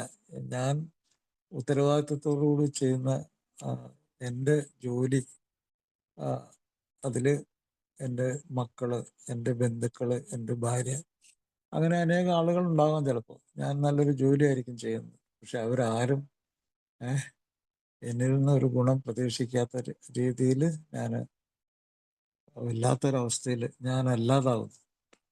അപ്പോൾ ഇത് നമ്മൾ മനസ്സിലാക്കേണ്ട പ്രധാനപ്പെട്ട ഒരു സംഗതിയാണ്. അപ്പോൾ പല ആൾക്കാരും വിചാരിക്കാം ഞാനൊരു കൺട്രോൾഡ് ഡ്രിങ്കറാണ്, ഞാൻ ഒരു എനിക്ക് ഭയങ്കരമായിട്ടുള്ള ഒരു നിയന്ത്രണമുണ്ട്, ഞാൻ ഇത്ര പെഗ്ഗേ കഴിക്കുള്ളൂ, അത് കഴിഞ്ഞാൽ കഴിക്കില്ല. ഇവിടെയാണ് വാസ്തവത്തിൽ നമ്മളല്ലാതാകുന്നത്. കാരണം വെച്ചാൽ ഈ അറിവ് ഒരു സ്റ്റുപ്പിഡായിട്ടുള്ള അറിവാണത്. കാരണം ഒരു മനുഷ്യൻ എന്ന് പറഞ്ഞാൽ അനേക അവസ്ഥകൾ ഉള്ളൊരു മനുഷ്യനാണ്. അനേക അവസ്ഥകൾ അയാൾക്കുണ്ട്. ഇന്നത്തെ അവസ്ഥയല്ല, ചിലപ്പോൾ നാളെ, അതിൻ്റെ അടുത്ത ദിവസം ജീവിതത്തിലെ സംഭവങ്ങൾ, ജീവിതത്തെ സ്പർശിക്കുന്ന കാര്യങ്ങൾ, സ്വന്തം കാര്യങ്ങൾ, കൂടെ ജീവിക്കുന്നവരുടെ കാര്യങ്ങൾ, ഇതൊക്കെ ഇങ്ങനെ മാറി മറിഞ്ഞുകൊണ്ടിരിക്കും.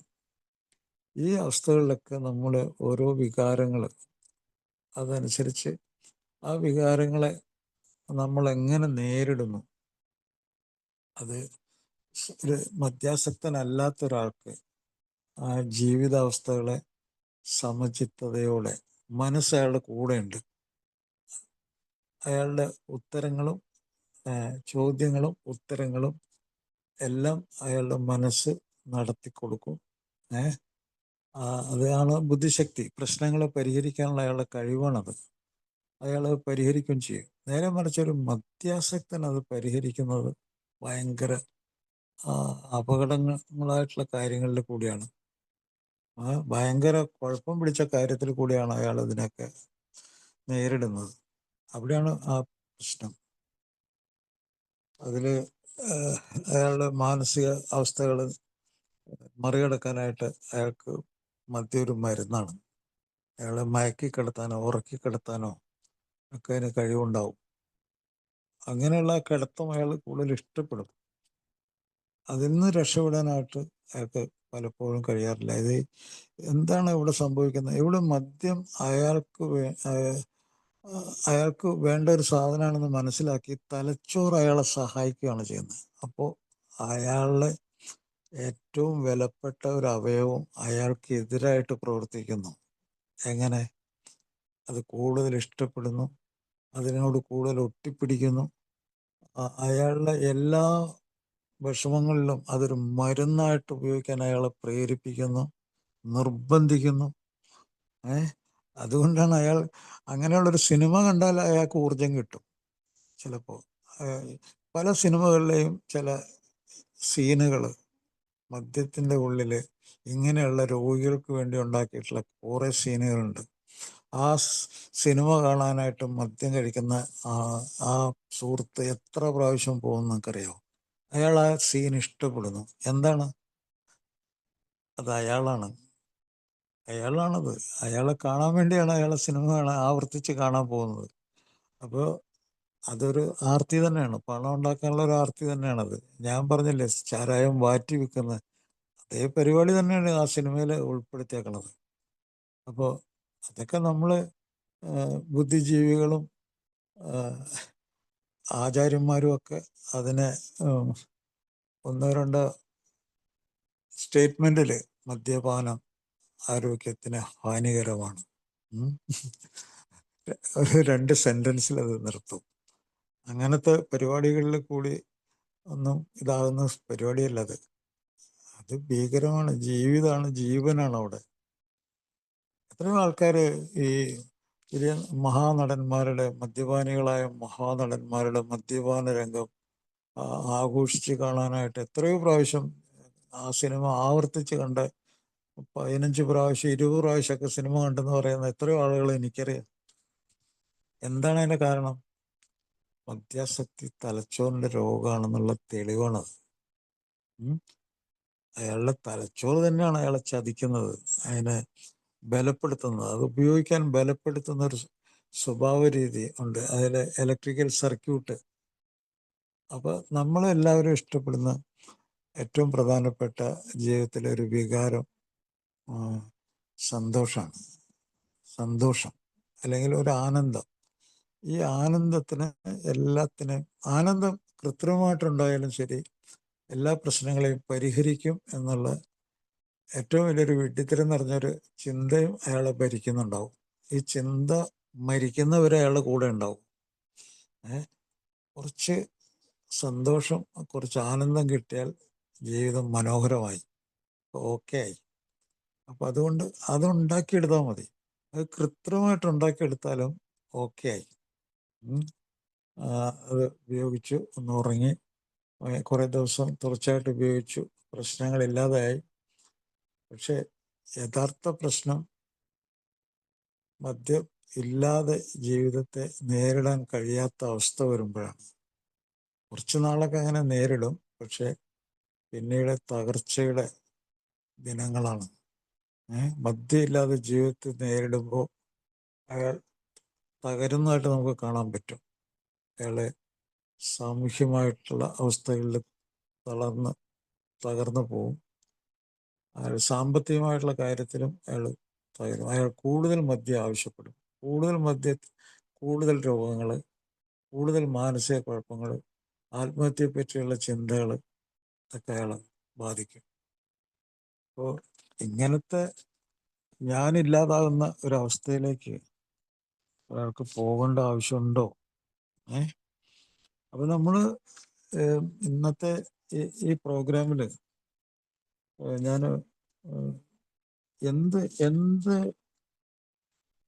ഏത് രീതിയിലുള്ള ഒരു പരിഹാരം കാണാനായിട്ടാണ് ഞാൻ നിർദ്ദേശിക്കുന്നത്. ഞാൻ നിർദ്ദേശിക്കുന്നത് ആൽക്കഹോളിക്സ് അനോണിമസിൻ്റെ പ്രോഗ്രാം തന്നെയാണ്. എന്താണ് കാരണം? അതിൻ്റെ കാരണം എന്ന് പറഞ്ഞാൽ അതിൽ ശാസ്ത്രം നിറഞ്ഞു നിൽക്കുന്നു. മദ്യാസക്ത രോഗത്തിൻ്റെ കാരണവും ആ കാരണത്തിനുള്ള പരിഹാരവും അതിൻ്റെ ഉള്ളിൽ നിന്ന് ജീവിതത്തെ തിരിച്ചു പിടിക്കാനുള്ള പരിപാടികളും വളരെ ഭംഗിയായിട്ട് ആൽക്കഹോളിക്സ് അനോണിമസിൽ നിറഞ്ഞു നിൽക്കുന്നു. ഈ ആൽക്കഹോളിക്സ് അനോണിമസ് എന്ന് പറഞ്ഞാൽ എന്തോ വെറുക്കപ്പെടേണ്ട ഒരു സാധനമാണെന്നും അതെന്തോ സ്റ്റുപ്പിഡായിട്ടുള്ള ഒരു ഐഡിയ ആണെന്നും പല വിദ്യാസമ്പന്നന്മാരും പല ആചാര്യന്മാരും ഒക്കെ പറഞ്ഞു നടക്കുന്നുണ്ട്. അങ്ങനെ അവസാനം പല ആൾക്കാരും അടിത്തട്ടിൽ തട്ടിയതിന് ശേഷം ഇതിൽ കൂടിയാണ്, ഈ പ്രോഗ്രാമിൽ കൂടിയാണ് രക്ഷപ്പെട്ടത്. അത് കാരണമുണ്ട്. ആൽക്കഹോളിക്സ് അനോണിമസിൽ കൂടി അങ്ങനെയുള്ള ഒരു അവസാനം രക്ഷപ്പെടാൻ ഒരു സാധ്യത അതെന്തായിരുന്നു? കാരണം ഇത് ഏറ്റവും യുക്തിഭദ്രവും ഏറ്റവും സയൻറ്റിഫിക് ആയിട്ടുള്ള ഒരു സംഗതിയാണ്. മദ്യാസക്ത രോഗത്തിന് തലച്ചോറിൻ്റെ എല്ലാ ഭാഗത്തെയും ബാധിക്കാനുള്ള കഴിവുണ്ട്. തലച്ചോറിൻ്റെ എല്ലാ ഭാഗത്തെയും. ഇപ്പോൾ ലോകം നിങ്ങളുടെ ഉള്ളിലേക്ക് വരുന്നത് തലച്ചോറിൽ കൂടിയാണ്, ഒരു സംശയമില്ല. നിങ്ങളെ ഇന്ദ്രിയപരമായ ധാരണകളിൽ കൂടി നിങ്ങളുടെ ലോകം നിങ്ങൾക്ക് കിട്ടുന്നു. അതിനെക്കുറിച്ചുള്ള ഓർമ്മകൾ നിങ്ങൾക്ക് ഉണ്ടാവുന്നു. ആ ഓർമ്മകളൊക്കെ ഒരു ചിത്രം പോലെ നിങ്ങളുടെ മനസ്സിൽ നിങ്ങൾ സൂക്ഷിക്കുന്നു, ആവശ്യമുള്ളവ പുറത്തെടുക്കുന്നു. അത് നിങ്ങളിൽ ഈ ലോകത്തോട് പെരുമാറുന്നത് എങ്ങനെയാണെന്ന് പഠിപ്പിക്കുന്നു. ഓർമ്മകൾ എങ്ങനെ സൂക്ഷിക്കുന്നു, അതുപോലെ വൈകാരികാവസ്ഥകൾ, നിങ്ങൾക്ക് അനുകൂലമായ വൈകാരികാവസ്ഥ ഏതാണ്, ദോഷം ഉള്ള അവസ്ഥ ഏതാണെന്ന്, ഉപദ്രവമില്ലാത്ത ഏതാണെന്നും, ഉപദ്രവം ഉണ്ടാകുമ്പോൾ എന്താ ചെയ്യണമെന്ന് നമുക്കറിയാം. നമ്മുടെ ഉള്ളിൽ അതിൻ്റെ പരിഹാരമുണ്ട്. പക്ഷെ മദ്യാസക്ത രോഗത്തിൽ ആ പരിഹാരമല്ലാതായി മാറും. ഇപ്പോൾ അതിതീവ്രമായിട്ടുള്ളൊരു ദേഷ്യം പല ആളുകൾക്കും ഉണ്ടാകാറുണ്ട്.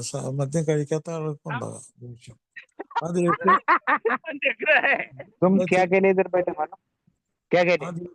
ആ ദേഷ്യത്തിൽ നിന്ന് അയാൾക്ക്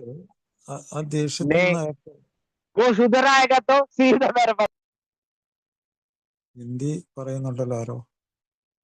അതെ, നമ്പർ ഒന്നും മനസ്സിലാവണല്ലോ സാറേ. അതാണ് മ്യൂട്ട് ചെയ്യാനും പറ്റണല്ലോ.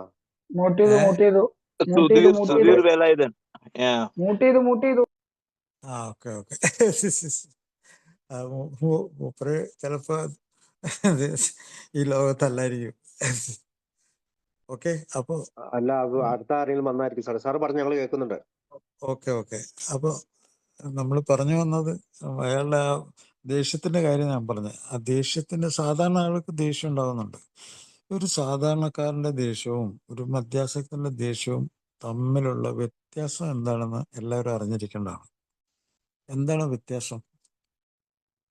ഒരു സാധാരണക്കാരന് ദേഷ്യം വരുമ്പോൾ അവിടെ ശരിയായ കാര്യത്തിന് വേണ്ടി ശരിയായ അളവില് ശരിയായ സമയത്ത് ആരോടാണോ ദേഷ്യപ്പെടുന്നത് ആ ആൾക്ക് ബുദ്ധി ഉണ്ടാകുന്ന രീതിയിലാണ് അയാൾ ആ ദേഷ്യം പുറത്തു കൊണ്ടുവരുന്നത്. അപ്പോൾ അവിടെ റൈറ്റ്, ഏതോ അയാളുടെ ഒരു ജസ്റ്റിസ്, അയാളുടെ ഒരു നീതിയെ ലംഘിക്കുന്നുണ്ട്. അല്ലെങ്കിൽ അയാൾ എന്നുള്ള മനുഷ്യനല്ലാത്ത രീതിയിൽ ആക്കി ചിത്രീകരിക്കുന്ന എന്തൊരു വാക്ക് പുറപ്പെടുന്നുണ്ട്. അതിനെതിരായിട്ടുള്ള ഒരു അയാളുടെ ഒരു മനസ്സിന്റെ ശരീരത്തിന്റെ ഒക്കെ കൂടിയുള്ള ഒരു പ്രവർത്തനമാണ് ദേഷ്യം. നേരെ മറിച്ച് ഒരു മദ്യാസക്തന്റെ ദേഷ്യം എങ്ങനെയാണ്? അയാള് പെട്ടെന്ന് ഇമ്പൾസീവ് ആണ്. അതിൽ സത്യം വേണമെന്നില്ല. അത് യഥാർത്ഥ അളവിൽ ഉള്ള ദേഷ്യമായിരിക്കില്ല. ശരിയായ കാര്യത്തിന് വേണ്ടി ആയിരിക്കില്ല. അയാള് ഒന്നും മനസ്സിലാക്കാതെ ഉള്ള ഒരു ദേഷ്യമായിരിക്കും. അത് അതിര് കടന്ന ദേഷ്യമായിരിക്കും. ചിലപ്പോൾ അതൊരു കൊലപാതകത്തിൽ തന്നെ അവസാനിക്കും. ചിലപ്പോൾ അതൊരു മാനസിക രോഗത്തിന്റെ പുറത്തേക്കുള്ള ഒരു ഇടപെടലായിരിക്കും. അതിൽ ചിലപ്പോൾ ജീവൻ തന്നെ നഷ്ടപ്പെടും. അതാണ് ഒരു സാധാരണ മനുഷ്യന്റെ ദേഷ്യം. ഞാൻ പറയുന്നത് ഇപ്പോൾ സാധാരണ മനുഷ്യന് എപ്പോഴും 100% ഓക്കെ ആണെന്ന് ഞാൻ പറയുന്നില്ല. അയാളുടെ ഉള്ളിൽ ചിലപ്പോൾ ഒരു മനോരോഗം ഉണ്ടാകാം. മനോരോഗം ഉണ്ടെങ്കിൽ അയാൾ മദ്യാസക്തനെ പോലെ തന്നെ പെരുമാറും. അപ്പോൾ അത് ആലോചിച്ച് നോക്കുക, വ്യത്യാസം നോക്കുക. നമ്മള് ദേഷ്യപ്പെടുന്നത് എല്ലാവരും ഭയങ്കര കുഴപ്പക്കാരും മോശക്കാരും ആണെന്നുള്ളത് അത് ശരിയായൊരു വ്യാഖ്യാനമല്ല. ദേഷ്യം അല്ലെങ്കിൽ ദേഷ്യം ഉണ്ടാകേണ്ട ആവശ്യമില്ലല്ലോ. ദേഷ്യം പുറത്തു വരുന്നത് ഇങ്ങനെയൊക്കെയുള്ള നമ്മളെ വ്യക്തിത്വത്തെ ചോദ്യം ചെയ്യല്, നമ്മുടെ നീതി നിഷേധിക്കല്, ഇതിലൊക്കെ ആണ് ദേഷ്യം വരുന്നത് പലപ്പോഴും പല ആളുകളും. അത് ചിലപ്പോൾ അങ്ങേയറ്റത്തേക്കൊക്കെ പോകാം. പക്ഷെ മാനസിക രോഗത്തിന്റെ ഉള്ളിൽ അത്, അല്ലെങ്കിൽ മദ്യാസക്ത രോഗത്തിന്റെ ഉള്ളിൽ അത് ചിലപ്പോൾ ഫെയ്റ്റൽ, ജീവൻ എടുക്കുന്ന ഒരവസ്ഥ. നിങ്ങൾ അതൊക്കെ എല്ലാം ആളുകൾക്കും അറിയാവുന്ന കാര്യമാണ്. 2 സുഹൃത്തുക്കൾ ഒരുമിച്ച് കുടിക്കാൻ പോയിട്ട് ഒരാൾ മറ്റാളെ കൊല്ലുന്നതും ഒക്കെ മറ്റെന്താണ് അതിന് പറയാനുള്ളത്? അതാണ് അതിൻ്റെ കാരണം. അപ്പോൾ ദേഷ്യത്തിന്റെ കാര്യം, ഈ സങ്കടം പോലും നമ്മളെ ചില കാര്യങ്ങൾ നമ്മളെ ബോധ്യപ്പെടുത്താനുള്ള സങ്കടങ്ങളാണ്. അപ്പോൾ നമ്മൾക്ക് ചില നഷ്ടങ്ങൾ സംഭവിച്ചിട്ടുണ്ട്. നമ്മുടെ തിരിച്ചറിവില്ലാത്ത പ്രവർത്തനം കൊണ്ട് ചില സങ്കടങ്ങൾ നമുക്ക് വന്നിട്ടുണ്ട്. ആ സങ്കടങ്ങളിലേക്ക് നമുക്ക് ചിലപ്പോഴൊക്കെ അതിൻ്റെ കാരണം അന്വേഷിക്കാനും ഒക്കെ കഴിയും. ചില ആൾക്കാർ നമ്മളെ സഹായിക്കും. നമ്മൾ ഒറ്റപ്പെട്ടിരിക്കുമ്പോൾ ഈ മനുഷ്യരായിട്ടുള്ള ആളുകളൊക്കെ നമ്മളോട് ചോദിക്കും, അല്ലെ നമ്മുടെ വീട്ടുകാർ ചോദിക്കും, നീ എന്താ ഇന്ന് പോകുന്നില്ലേ, ജോലിക്ക് പോകുന്നില്ലേ, നീ എന്താ കുളിക്കുന്നില്ലേ, നീ ഇന്ന് പല്ല് തേക്കുന്നില്ലേ, എന്താ നിനക്ക് പറ്റിയത് എന്നൊക്കെ ചോദിക്കും. അപ്പൊ അവിടെ എന്താണ് ആ ബന്ധങ്ങളുടെ ആഴം? നമ്മൾക്ക് വരുന്ന ആ വിഷമങ്ങളിൽ നമ്മളെ സഹായിക്കാൻ ആളുണ്ട് അവിടെ, നമ്മൾ ഒറ്റയ്ക്കല്ല. പക്ഷെ നമ്മളെ തന്നെ നഷ്ടപ്പെടും. ആ സങ്കടം അവളെ തീവ്രമായിട്ട് കൊണ്ടു നടക്കുവാണ്. ഇതിലൂടെയാണ് സാമൂഹ്യം, നമ്മളൊരു സാമൂഹ്യ ജീവി എന്ന് പറയുന്നത് നമ്മൾ മരിക്കാതിരിക്കാനുള്ള ഒരു സംഗതി കൂടിയാണ്. അപ്പോൾ ഈ സെൽഫ്, ഈ ഞാൻ, മറ്റു പല ഞാൻ എന്നുള്ള അതുമായിട്ട് ബന്ധപ്പെട്ടില്ലെങ്കിൽ, ഒരു റിലേഷൻഷിപ്പ് ഇല്ലെങ്കിൽ, അവിടെയാണ് ഈ ഒറ്റപ്പെടലും ആത്മഹത്യാ വാസനയും തീവ്രമായിട്ടുള്ള വിഷാദ രോഗവും മരണം തന്നെ അയാൾക്ക് നടപ്പിലാക്കാൻ പോലും ചിലപ്പോൾ ധൈര്യം ഉണ്ടാവില്ല. അത് നടപ്പിലാക്കിയാൽ തന്നെ പലപ്പോഴും അപൂർണമായിരിക്കും. അപ്പൊ അങ്ങനെയാണ് ആത്മഹത്യയിലേക്കൊക്കെ പോകുന്നത്. മദ്യാസക്ത രോഗത്തില് ഒരു ഏഹ്, ഒരു 50% ആൾക്കാർ വിഷാദ രോഗത്തിലേക്ക് പോകും.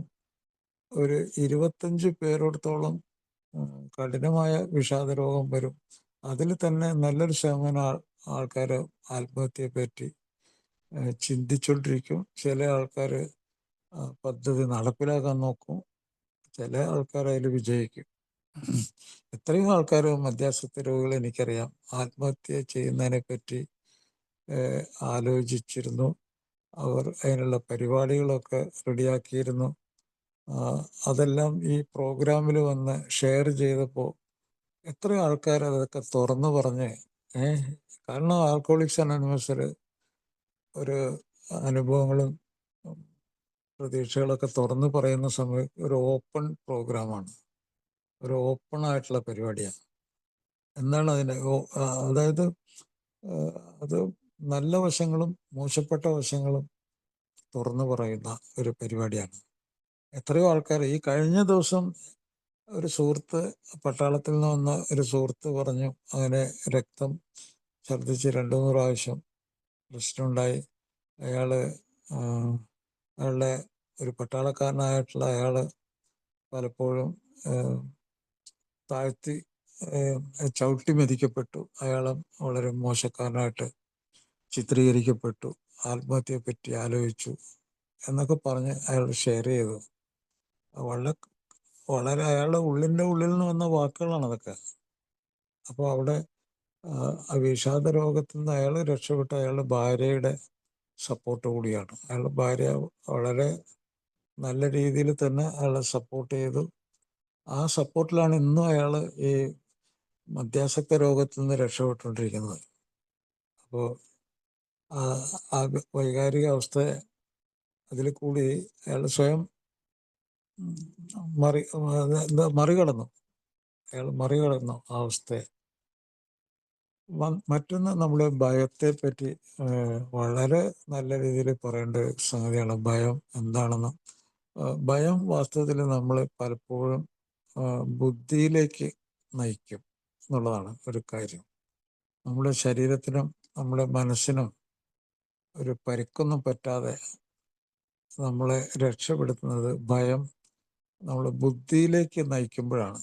പക്ഷെ മദ്യാസക്ത രോഗി പലപ്പോഴും ഈ അതിര് കടന്ന മദ്യാസക്ത രോഗത്തിന്റെ ഉള്ളില് അഹന്തയുടെ ഉള്ളില് ഭയമില്ല. അഹന്ത ഈ ഉപകാരപ്പെടുന്ന ഭയത്തെ അത് നഷ്ടപ്പെട്ടു പോകും, അത് ഉപകാരമില്ലാതായി മാറും. ഈ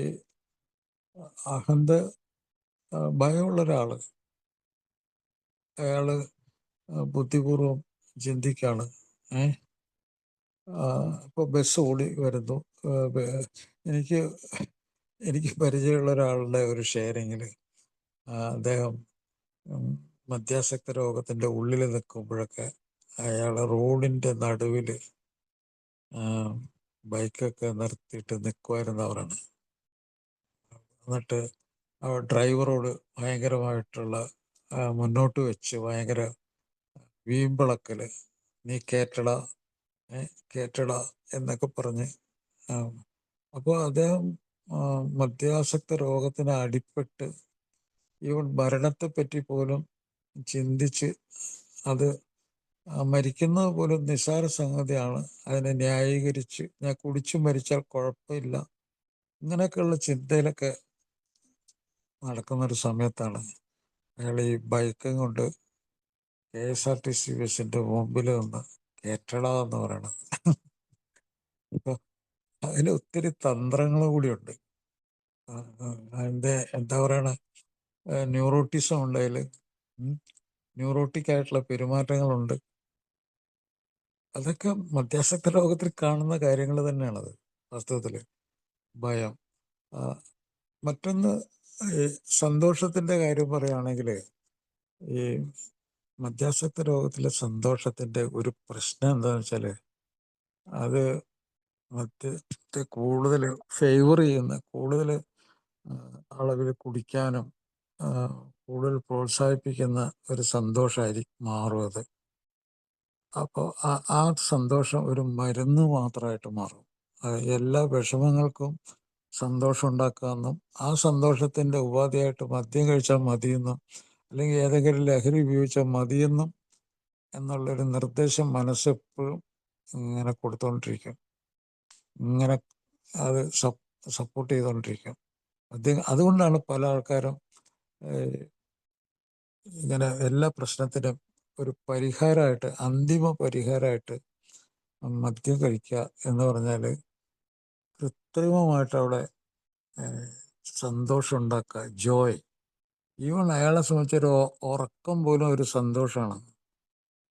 പ്രശ്നങ്ങളെ മറികടക്കാനും മറന്നു കളയാനും മദ്യം കഴിച്ചുള്ള മയക്കം പോലും, ആ മറവി പോലും അയാൾക്ക് പ്രശ്നങ്ങളിൽ നിന്ന് മദ്യം രക്ഷിക്കുന്നു എന്നുള്ള ഒരു വലിയ ഒരു ചിന്തയാണ് അയാളെ മുന്നോട്ട് നയിക്കുന്നത്.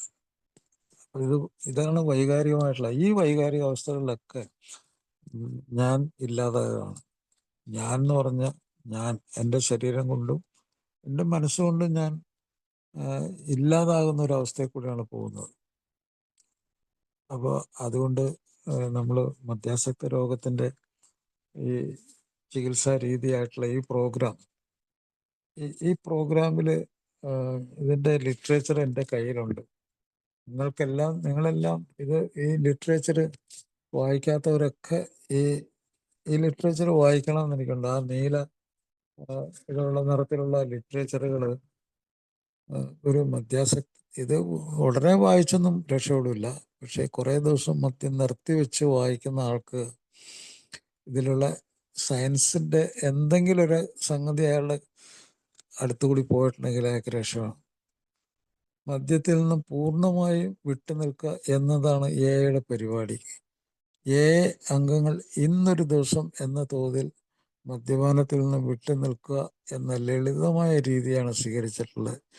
ഗ്രൂപ്പ് മീറ്റിങ്ങുകളിൽ അനുഭവങ്ങളും ശക്തിയും പ്രതീക്ഷയും പരസ്പരം പങ്കുവയ്ക്കുന്നതിലൂടെയും മദ്യമുക്തിക്കായി നിർദ്ദേശിക്കപ്പെട്ട 12 പടികളുടെ പരിശീലനത്തിലൂടെയും അംഗങ്ങൾ സുബോധാവസ്ഥ നിലനിർത്തുന്നു.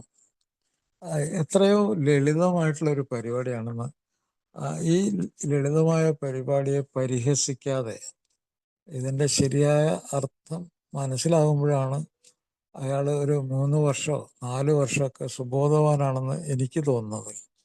അല്ലാത്തൊരാൾക്ക് ഇത് മനസ്സിലാവില്ല.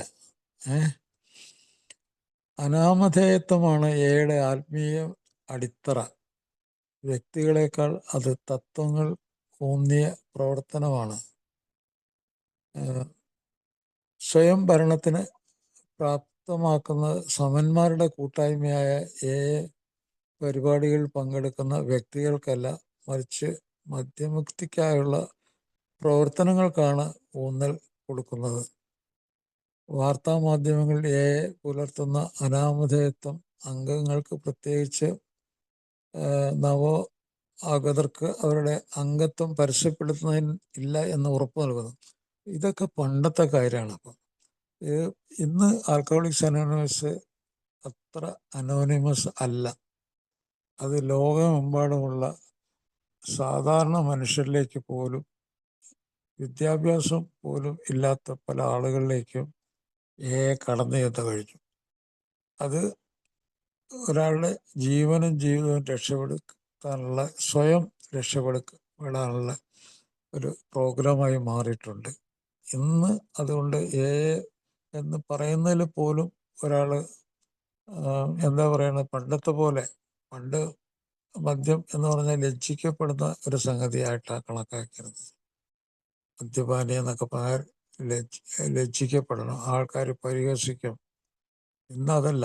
ഇത് ഭൂരിഭാഗം ആൾക്ക് മനസ്സിലായിട്ടുണ്ട് ഒരു രോഗാവസ്ഥയാണെന്ന്. പക്ഷെ ഈ രോഗത്തിൽ നിന്ന് എങ്ങനെ ഈ 24 മണിക്കൂർ അയാളെ രക്ഷപ്പെടുത്തും എന്നുള്ള സംഗതി അയാൾക്ക് അറിയാൻ പാടില്ല. അവിടെയാണ് നമ്മൾ മനസ്സിലാക്കേണ്ടത്. നമ്മുടെ ഈ ബ്രെയിൻ ഡിസീസ് എന്ന് പറയുന്നത് മുമ്പോട്ട് പോകുന്ന ഒരു ബ്രെയിൻ ഡിസീസാണ്. നമ്മൾ തലച്ചോറ് പ്രവർത്തിക്കുമ്പോൾ അത് ഒരു ഇലക്ട്രിക്കൽ വയറിങ് മറ്റ് അനേകം ഇലക്ട്രിക്കൽ വയറിങ്ങുമായിട്ട് ബന്ധപ്പെട്ട് ആണ് നമ്മുടെ സ്വഭാവത്തെ രൂപീകരിക്കുന്നത്. നമുക്ക് പലതരം വികാരങ്ങളുണ്ട്, പല സ്വഭാവങ്ങളുണ്ട്, ചിന്തകളുണ്ട്.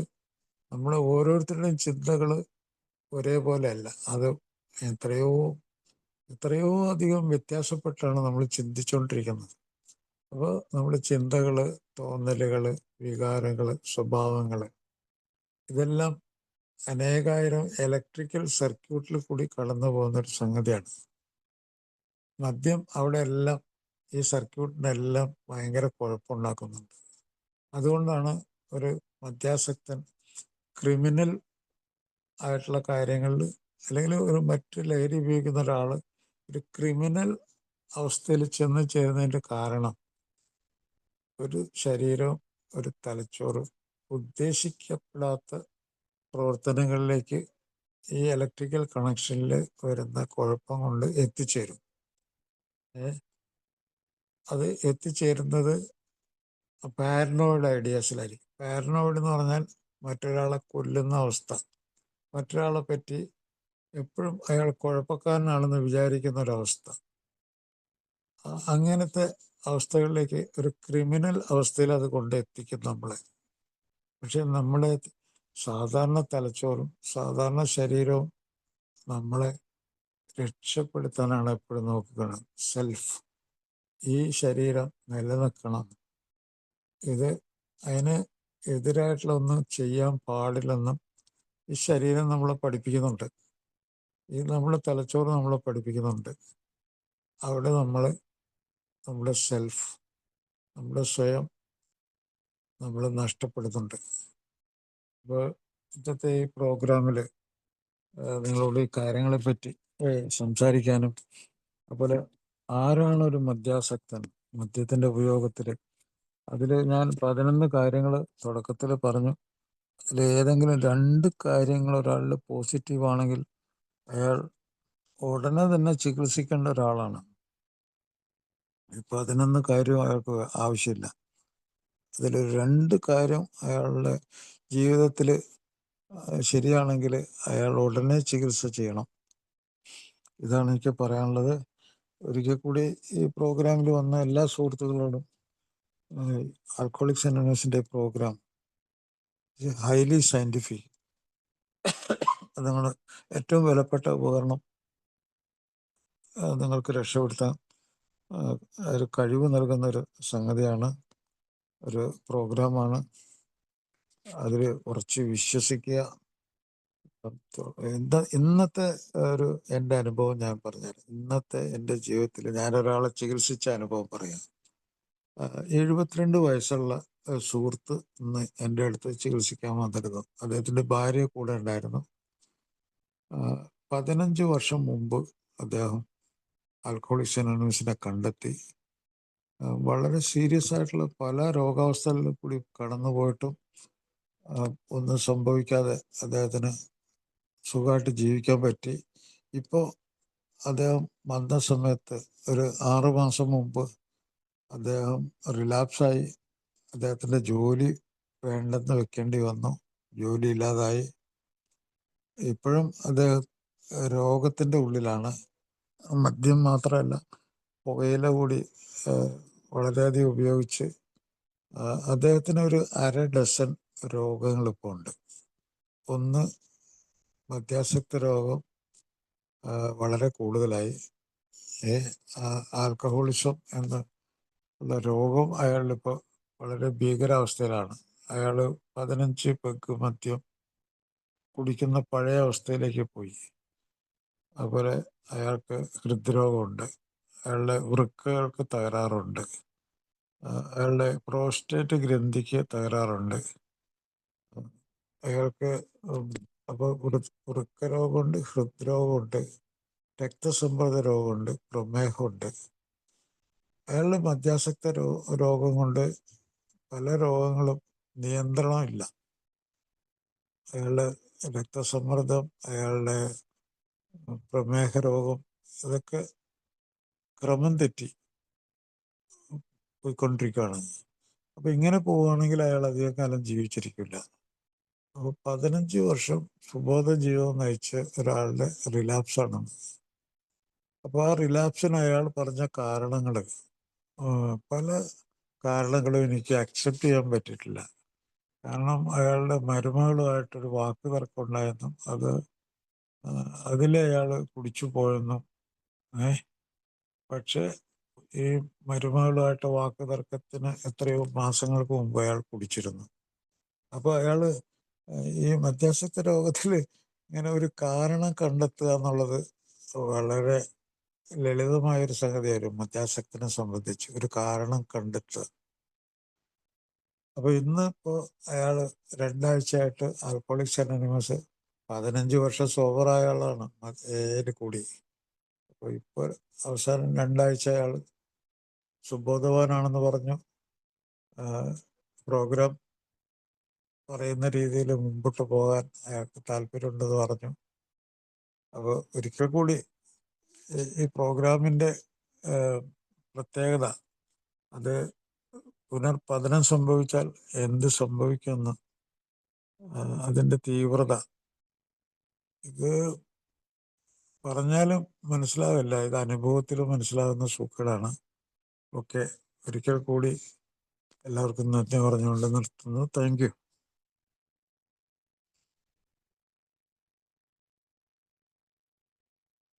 Thank you doctor. ഞങ്ങളോടത്ത് ഇത്ര നേരം ഡോക്ടറിന്റെ വിലപ്പെട്ട സമയം ചെലവഴിച്ചതിനും മദ്യസക്തി എന്ന രോഗത്തെക്കുറിച്ച് ഞങ്ങളോട് വളരെ വിശദമായിട്ട് സംസാരിച്ചതിനും വളരെ നന്ദിയുണ്ട്.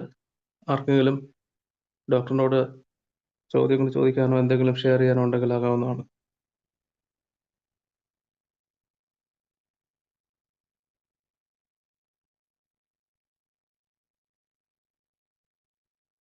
ഞാനൊന്ന് ചോദിക്കട്ടെ? പ്രേംകുമാറാണ്. ചോദിച്ചു.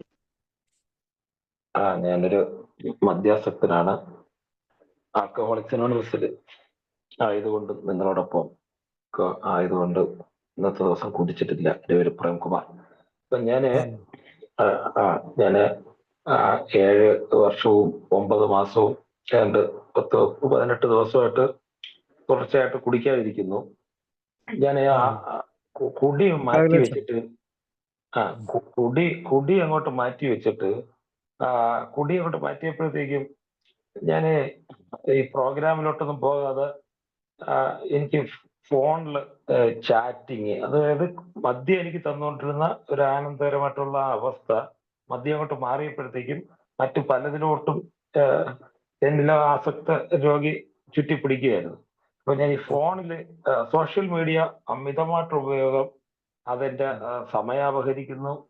അതിൽ തന്നെ ഈ സെക്സ് ചാറ്റിലൊക്കെ പോകുന്നു. അത് മൊത്തത്തില് എന്റെ ധാർമ്മിക നിലവാരം ഞാൻ നോക്കുന്നെങ്കിൽ വളരെ താഴോട്ട് പോകുന്ന അവസ്ഥ. പക്ഷെ പുറമെ കാണുമ്പോഴത്തേക്കും നല്ലൊരു മനുഷ്യൻ. എനിക്ക് തന്നെ അറിയാൻ എൻ്റെ ഉള്ളിൽ വളരെ മോശമായിട്ടുള്ള അവസ്ഥയാണ്. പക്ഷെ ഇതിൽ നിന്ന് വിട്ടുമാറാനായിട്ട് നോക്കിയപ്പോഴത്തേക്കും ഒരു വിധത്തിൽ എനിക്കത് പറ്റുന്നില്ല. ഞാൻ ഫേസ്ബുക്ക് ഡിലീറ്റ് ചെയ്യുന്നു, വാട്സപ്പ് ഡിലീറ്റ് ചെയ്ത് മാറ്റുന്നു, ചില നമ്പറുകൾ ബ്ലോക്ക് ചെയ്യുന്നു.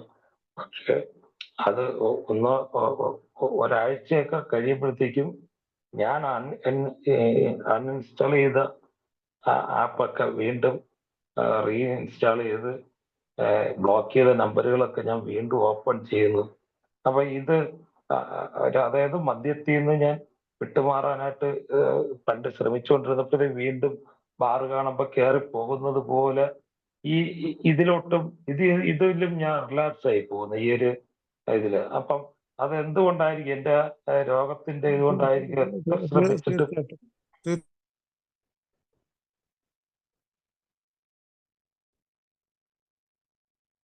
ഡോക്ടർ കേട്ടായിരുന്നോ?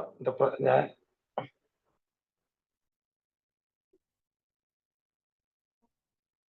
അഡിക്ഷൻ എന്താണെന്ന് വ്യക്തമായിട്ട് അറിയാൻ പാടില്ല. അഡിക്ഷൻ എന്ന് പറഞ്ഞു കഴിഞ്ഞാൽ ഒറ്റ വാചകത്തിൽ പറയുകയാണെങ്കിൽ ഈ അനിയന്ത്രിതമാകുന്ന ഒരു സ്വഭാവം, അസാധാരണമായിട്ടുള്ള ഒരു സ്വഭാവം, അത് നമ്മൾ ഇടപെടുന്ന സ്ഥലത്ത് ഉപദ്രവം ഉണ്ടാക്കുന്ന ഒരു സ്വഭാവം, അതിൻ്റെ ആ ഉപദ്രവം ആദ്യം ബാധിക്കുന്നത് നമ്മളാണെങ്കിൽ നമ്മളത് അറിയാതിരിക്കുക, അത് വേറൊരു കാര്യം. അതുപോലെ അതിൻ്റെ ഉള്ളിൽ അകപ്പെട്ടിരിക്കുന്ന ആൾക്കാർക്കും ഉപദ്രവം ഉണ്ടാകുക, നമ്മുടെ കൂടെ ജീവിക്കുന്നവർക്കും ഉപദ്രവം ഉണ്ടാകുക. ഇതാണ് അഡിക്ഷൻ എന്ന് പറഞ്ഞാൽ. അപ്പോൾ ഇങ്ങനെ ഈ അഡിക്റ്റഡ് ബ്രെയിൻ എന്ന് പറഞ്ഞാൽ പല കാര്യങ്ങളും അഡിക്ഷൻ ഉണ്ടാക്കുന്നതാണ്. ഉദാഹരണത്തിന് മദ്യം, മറ്റ് ലഹരി വസ്തുക്കൾ കെമിക്കലായിട്ട് തലച്ചോറിൽ പ്രവർത്തിച്ച് തലച്ചോറിലെ ഇലക്ട്രിക്കൽ സർക്യൂട്ടിൽ നമുക്ക് ആവശ്യമില്ലാത്ത രീതിയിലുള്ള ചില ചിന്തകൾ, വികാരങ്ങൾ ഉണ്ടാക്കുക.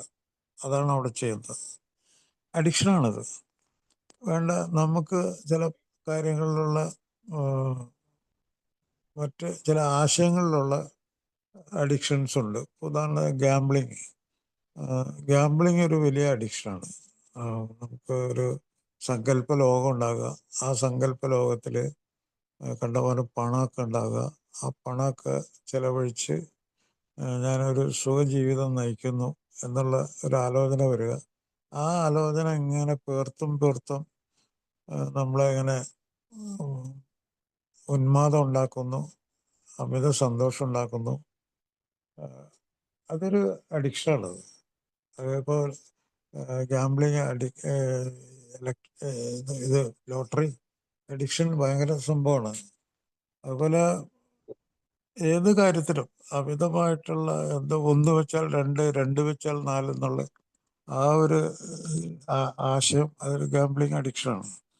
അതുപോലെ ഡിജിറ്റൽ അഡിക്ഷൻ മൊബൈല് മറ്റു പ്രവൃത്തികൾക്കായിട്ട് ഉപയോഗിച്ച് സന്തോഷം ഉണ്ടാക്കാൻ വേണ്ടി ഉപയോഗിച്ചു കഴിഞ്ഞാൽ അതൊരു അഡിക്ഷനായിട്ട് മാറും. അത് സന്തോഷത്തിൻ്റെ ബൈ പ്രോഡക്റ്റ്, ഉപോൽപ്പന്നം എന്നൊക്കെ പറയും. അപ്പോൾ ആ രീതിയിൽ ഇത് ഒരു ഇൻഫർമേഷനാണ്, കമ്മ്യൂണിക്കേഷനാണെന്നുള്ളതൊക്കെ മറന്നിട്ട് നമ്മൾ ആ രീതിയിലേക്കൊക്കെ പോകും. സാധാരണ ജീവിതത്തിൻ്റെ ഈ വിർച്വലാണ്. ഇത് വിർച്വൽ എന്ന് വെച്ചാൽ മിഥ്യയായിട്ടുള്ള സംഗതിയാണ്, നിഴലാണത്. അപ്പോൾ നിഴല് യാഥാർത്ഥ്യമാണെന്ന് വിചാരിച്ചിരിക്കുന്ന ഒരു അവസ്ഥയിലെത്തുക, അത് അഡിക്ഷനാണ്. അപ്പോൾ തലച്ചോറിൽ മാറ്റങ്ങളുണ്ടാവും. തലച്ചോറിൽ ആ സൊല്യൂഷൻ ഇതിന് രക്ഷപ്പെടാനായിട്ടുള്ള സൊല്യൂഷൻ വിട്ടുനിൽക്കൽ തന്നെയാണ് സൊല്യൂഷൻ. ഇപ്പോൾ ഉദാഹരണത്തിന് നിങ്ങൾ മൊബൈൽ അഡിക്ഷൻ ആണെങ്കിൽ മൊബൈൽ ഒരു ഇൻഫർമേഷന് വേണ്ടി മാത്രം, നിങ്ങൾക്ക് അറിവ് കിട്ടാനും മറ്റൊരാളുടെ ഒരു കാര്യം അറിയിക്കാനും വേണ്ടി മാത്രം ഉപയോഗിച്ചു കഴിഞ്ഞാൽ അത് അഡിക്ഷനിൽ നിന്ന് വിട്ടുനിൽക്കലാണ്. ഇന്നത്തെ കാലഘട്ടത്തിൽ ഇത് പൂർണ്ണമായിട്ട് ഒഴിവാക്കാനും പറ്റൂല. ഗൂഗിൾ പേയും അതും ഇതുമൊക്കെ ഉള്ളതുകൊണ്ട് ഇതിനെ പൂർണ്ണമായിട്ട് നിങ്ങൾക്ക് അഡിക്ഷൻ ഉണ്ടെങ്കിൽ നിങ്ങൾ പണ്ടത്തെ സാധാരണ ഒരു മൊബൈലുണ്ട്, ഇൻഫർമേഷന് വേണ്ടി മാത്രമുള്ള 500 രൂപയുടെ ഒരു ഫോണുണ്ട്. അത് ഉപയോഗിച്ച് കഴിഞ്ഞാൽ മൊബൈൽ അഡിക്ഷൻ ഉണ്ടാവില്ല. നിങ്ങൾക്ക് ഒരു പ്രോഗ്രാം അറ്റൻഡ് ചെയ്യണമെങ്കിൽ ഇപ്പോൾ ഓൺലൈൻ പ്രോഗ്രാം അറ്റൻഡ് ചെയ്യണമെങ്കിൽ ഇതുപോലത്തെ ഒരു മൊബൈൽ ഉപയോഗിക്കാം. അല്ലാത്ത സമയത്തൊക്കെ നിങ്ങൾ സാധാരണ പഴയ മൊബൈൽ ഉപയോഗിക്കുന്നത് നല്ലത്. ഓക്കെ. Thank you doctor.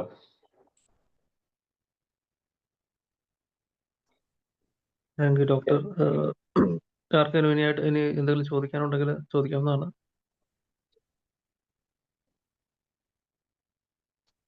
ഇല്ല എങ്കിൽ നമ്മുടെ ഇന്നത്തെ സമയം കഴിഞ്ഞിരിക്കുന്നു. എയുടെ വാഗ്ദാനങ്ങൾ. നമ്മുടെ പുരോഗതിയിൽ ഈ ഘട്ടത്തിൽ നാം കഠിനാധ്വാനത്തിന് തയ്യാറാണെങ്കിൽ പകുതി വഴി ചെല്ലുന്നതിന് മുമ്പ് തന്നെ നാം അത്ഭുതപരിതന്ത്രരാകും. ഒരു പുതിയ സ്വാതന്ത്ര്യവും സന്തോഷവും നാം അറിയാൻ പോവുകയാണ്. കഴിഞ്ഞ കാലത്തെ ഓർത്ത് നാം ഖേദിക്കുകയോ അതിൻ്റെ നേരെ വാതിൽ കൊട്ടിയടക്കുകയോ ഇല്ല. പ്രശാന്തി എന്ന വാക്കിൻ്റെ അർത്ഥം നന്നായി ഗ്രഹിക്കുകയും സമാധാനം എന്തെന്ന് നാം അറിയുകയും ചെയ്യും. നാം എത്രമേൽ താഴോട്ട് പോയിട്ടുണ്ടെന്നൊരു പ്രശ്നമല്ല, നമ്മുടെ അനുഭവങ്ങൾ എങ്ങനെ മറ്റുള്ളവർക്ക് വേണ്ടി പ്രയോജനപ്പെടുത്താമെന്ന് നാം കാണുന്നു. ഒന്നിനും കൊള്ളാത്തവരാണ് നാം എന്ന ധാരണയും സ്വയം സഹതാപവും അപ്രത്യക്ഷമാകുന്നു. സ്വാർത്ഥ കാര്യങ്ങളിലുള്ള നമ്മുടെ താല്പര്യം നഷ്ടപ്പെടുകയും നമ്മുടെ സഹജീവികളോടുള്ള സ്നേഹം വർദ്ധിക്കുകയും ചെയ്യുന്നു. ഭാഗ്യാന്വേഷണ പ്രവണത നമ്മിൽ നിന്നകലും. ജീവിതത്തോടുള്ള നമ്മുടെ മനോഭാവവും കാഴ്ചപ്പാടും മാറും. ആളുകളെക്കുറിച്ചും സാമ്പത്തിക സുരക്ഷത്തെക്കുറിച്ചുമുള്ള ഭയം നമ്മളെ വിട്ടകലും. നമ്മെ അന്താളിപ്പിച്ചിരുന്ന സാഹചര്യങ്ങൾ എങ്ങനെ കൈകാര്യം ചെയ്യണമെന്ന് ഒരു ഉൾവിളി കണ്ടതുപോലെ നാം അറിയുന്നു. ഞങ്ങൾക്ക് സ്വയം ചെയ്യാൻ കഴിയാതിരുന്ന കാര്യങ്ങൾ ദൈവം ഞങ്ങൾക്ക് വേണ്ടി ചെയ്യുന്നുവെന്ന് പെട്ടെന്ന് ഞങ്ങൾക്ക് ബോധ്യപ്പെടുന്നു. ഇതൊക്കെ അതിര് കടന്ന വാഗ്ദാനങ്ങളാണോ? അല്ലെന്നാണ് ഞങ്ങൾ കരുതുന്നത്. ഞങ്ങൾക്കിടയിൽ അവ സഫലമാക്കപ്പെടുന്നു. പലപ്പോഴും പെട്ടെന്ന്, ചിലപ്പോൾ സാവധാനം. നാം അതിനുവേണ്ടി ശ്രമിച്ചാൽ അവ എല്ലായ്പ്പോഴും സാധ്യമാകുന്നു. പ്രാർത്ഥന. ജോളിച്ചേട്ടൻ.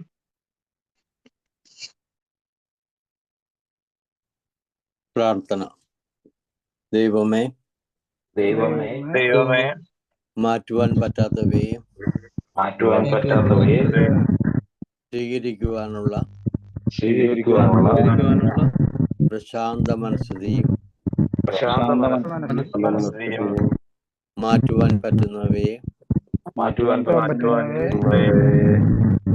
മാറ്റുവാനുള്ള ധൈര്യവും ഇവയെ തമ്മിൽ വേർതിരിച്ചറിയുവാനുള്ള വിവേകവും ഞങ്ങൾക്ക് നൽകണമേ.